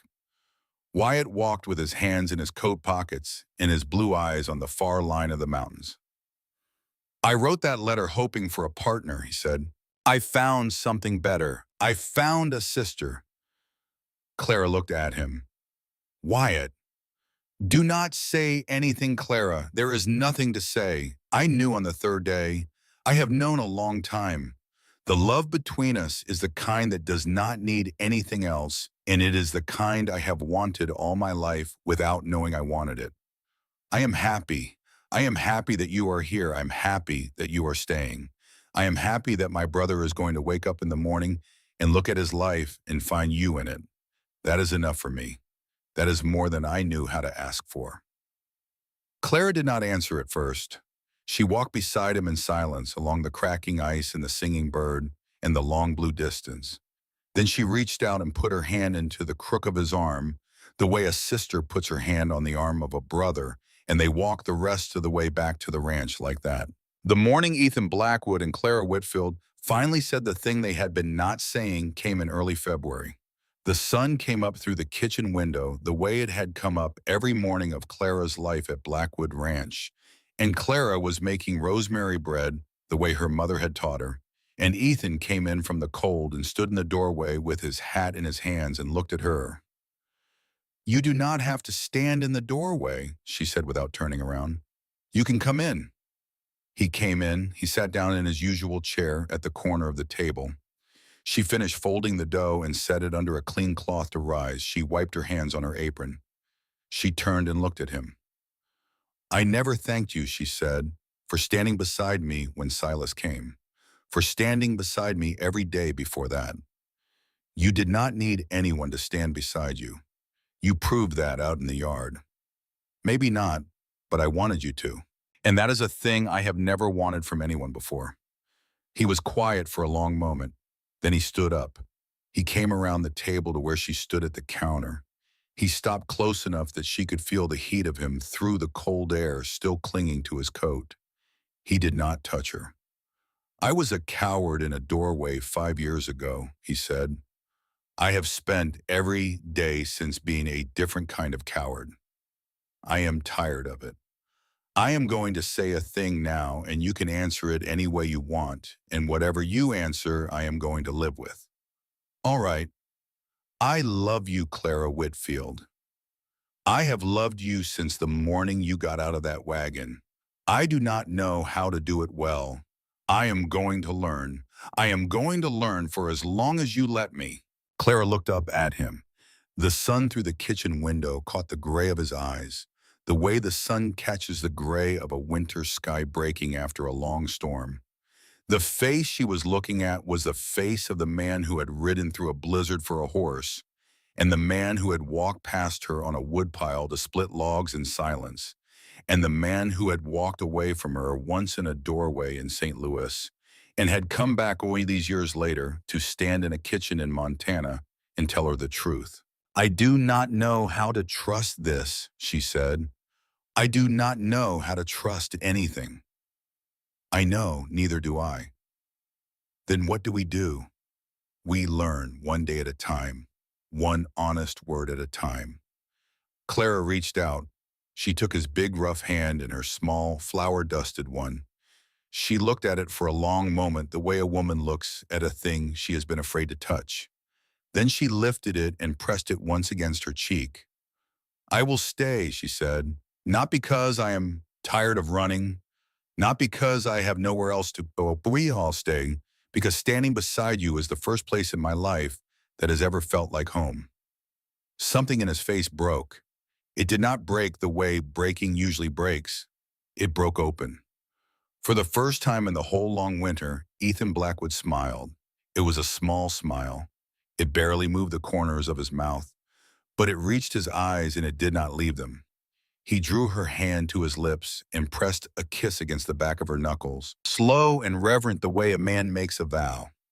Then I will be here, he said, every morning, every storm, every day you will have me.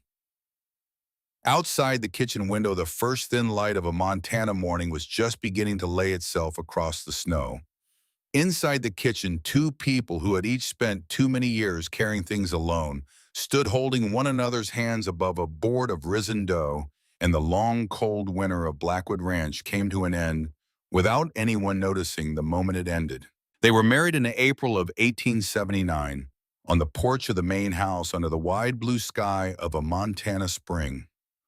Ruth Coulter stood with Clara. Wyatt stood with Ethan.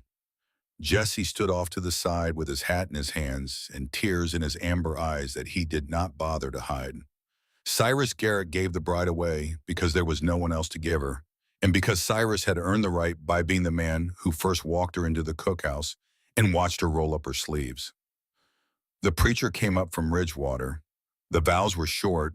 The bride wore a simple cream dress she had sewn herself with Ruth Coulter's help. At her throat, she wore her mother's black onyx cameo, and pinned to the inside of the bodice where only she could feel, it was the small red coral cameo Josiah Blackwood had bought from Silas Crane in November of 1873 and locked away in a drawer for the rest of his life. Both of her mother's brooches had come home to her at last. Ethan said his vows in the same low, slow voice he had used the morning she arrived. He said he would be her hand in the dark and her shoulder in the cold and her name on the wind, and he would be those things for as long as breath was given to him, and longer if the Lord allowed. Clara said hers in the clear, steady voice she had used in the snow of the yard in front of Silas Crane. She said she had crossed 11 days of country to find a place to stop running and had found instead a place to stand, and that the place to stand was him and would always be him, and that she would never need another one. The first child came in the spring of 1880. They named her Eleanor Adeline Blackwood, after Clara's mother and Ethan's mother, both. The first time Ethan held her in his arms, he sat down very carefully in the chair by the kitchen fire, as if the chair might collapse under him, and he looked at the small, wrinkled face for a long time, and then he looked up at Clara, and his gray eyes were wet. She is beautiful. She looks like you. No, she looks like you. Thank God for that. A son came 2 years later. They named him Joshua after Josiah because Clara had decided long ago that the Blackwood line did not need to forget the man whose locked drawer had given her her mother's brooch back. A second daughter came in 1885, and was named Hope because Clara wanted the word in the house spoken aloud every day for the rest of her life by people who had no reason to be afraid of saying it. Jesse Blackwood met a young widow in Helena named Lenora Reeves in the autumn of 1881 and married her the following spring. He kept his promise about the drinking. He kept it for the rest of his life. They had 4 children together, and he raised them all the way. Clara had taught him to do things with patience and with both hands and with the slow, steady kindness of a man who had spent his youth being something else and had decided to stop. Wyatt Blackwood married a school teacher from Philadelphia named Cordelia Ashford in the summer of 1884 after she had answered an advertisement he placed for a teacher at the New Ridgewater School, and they had 3 children of their own, and Wyatt became the principal of the school, and the children of the Elk River Valley grew up reading the same poems Wyatt had once read by the light of his father's fire. The hardest winter came in 1887. Snow lay deep on the pasture from October until May. Hundreds of cattle were lost. Cyrus Garrett, who had ridden the perimeter of Blackwood Ranch every morning of his life since 1858, was found one cold February dawn at the far edge of the home pasture with his hands still on the lead rope of a half-frozen calf he had just dug out of a drift. The calf was alive. Cyrus was not. His heart had simply stopped while he was doing the thing he had always done. They buried him on the rise above the river where Josiah Blackwood was buried, and Ethan said the words at the grave, and Dutch Miller, who was 71 years old and could barely stand, read 3 verses from the book of Psalms. That night, after the children were asleep, Ethan came into the kitchen and sat down at the table without speaking. Clara set a cup of coffee in front of him. She did not ask him to talk. She sat down in the chair beside his and put her hand over his on the table. After a long while, he laid his head against her shoulder the way a man lays his head against the only place in the world that has ever been able to hold the weight of him, and she did not move. She let him stay there until the fire in the stove burned down to coals. 3 decades passed the way 3 decades pass on a working ranch. There were good years and hard years. There were calves born in the spring and barns raised in the summer, and weddings and funerals, in the slow, steady multiplication of hands and faces around the long table in the front room of the main house. The territory became a state in 1889. The telegraph line came up the valley in 1891. The first telephone in Ridgewater was installed in 1898. The world was changing, and Blackwood Ranch was changing with it, but the wide log porch and the stone chimney and the long view from the upstairs window across the pasture to the mountains did not change at all. In the spring of 1908, on a warm afternoon in the middle of May, Ethan and Clara Blackwood sat together on the porch of the main house in the same 2 rocking chairs Ethan had built with his own hands in the winter of 1885. He was 64 years old. His hair was white, his beard was white. He moved slowly now, with a slight limp from a horse that had kicked him in 1893. His gray eyes were still clear. She was 53. Her honey-colored hair was streaked with silver at the temples. The lines around her eyes were the lines of a woman who had spent 30 years smiling more than she had wept. She wore a simple blue dress and her mother's black onyx cameo at her throat. The yard in front of the porch was full of children. Eleanor Adeline Blackwood, 28 years old now, was sitting under a cottonwood tree with her own daughter Hope on her arm. Joshua, 26, was teaching a small tow-headed nephew how to coil a rope. Hope Blackwood, 23 years old this spring, the same age her mother had been on the morning she had first walked into Blackwood Ranch, was sitting on the bottom porch step in a dress she had sewn for her summer wedding, watching her cousins chase each other through the wildflowers. Jesse and Lenora's children were there. Wyatt and Cordelia's children were there. The next generation of Blackwood's, 11 of them in all, were running and climbing and laughing in the yard where Clara Whitfield had once stood alone in the snow with a canvas bag in her hand. A small girl of 6 years old broke away from the others and ran up the porch steps. Her hair was the color of her grandmother's honey blonde going gold in the afternoon light. Her eyes were the color of her grandfather's gray as a winter storm. Her name was Adeline, after her great-grandmother, who had died before she was born. She climbed up into Ethan's lap without asking the way she always did, and she looked up at him with the open, serious face of a child who has decided what she wants. "Grandfather, will you tell us the story again?" "Which story, little one?" "The story about how grandmother came." Ethan looked at Clara over the top of the child's head. His gray eyes were soft with the long, quiet smile that had been his only smile for 30 years. "You tell it, Clara. It is your story." Clara reached out and rested her hand on the small, honey-blonde head in her husband's lap. She looked out across the yard at the cousins running through the wildflowers, at the long sweep of the home pasture, at the mountains beyond, at the river curving through the valley like a vein of silver. Then she began to speak in the slow, easy voice of a woman telling a story she has told 100 times and would tell 100 more. "There was once a young woman who walked 11 days through the cold of November to find a place where she could stop running. She did not know where she was going. She did not know what she would find when she got there. All she had was a small canvas bag and a folded newspaper clipping and her mother's cameo brooch at her throat. She had been told all her life that she was nothing. She did not believe it anymore, but she did not yet know what else to believe instead. So she rode and she rode and she rode. And then what happened, grandmother? Then on the 11th morning, the wagon came over a low hill and a valley opened in front of her, and at the bottom of the valley was a ranch with a long log house and a stone chimney and a wide front porch, and on the porch were 3 tall men. And the young woman did not know it yet, but she had ridden 11 days for those 3 men, and one of them in particular, and she had crossed 1,000 miles to find the place where her life was finally going to begin. And the man in particular was grandfather. The man in particular is your grandfather. He had been waiting for me all his life, even though he did not know it. And I had been walking toward him all my life, even though I did not know it either. And the day I stepped off that wagon and saw him standing on this porch was the first day of every day that came after. The little girl nodded as if she had received a piece of important news that she had heard before but wanted to keep on her shelf. She looked up at Ethan. "And you waited for her grandfather." "I waited.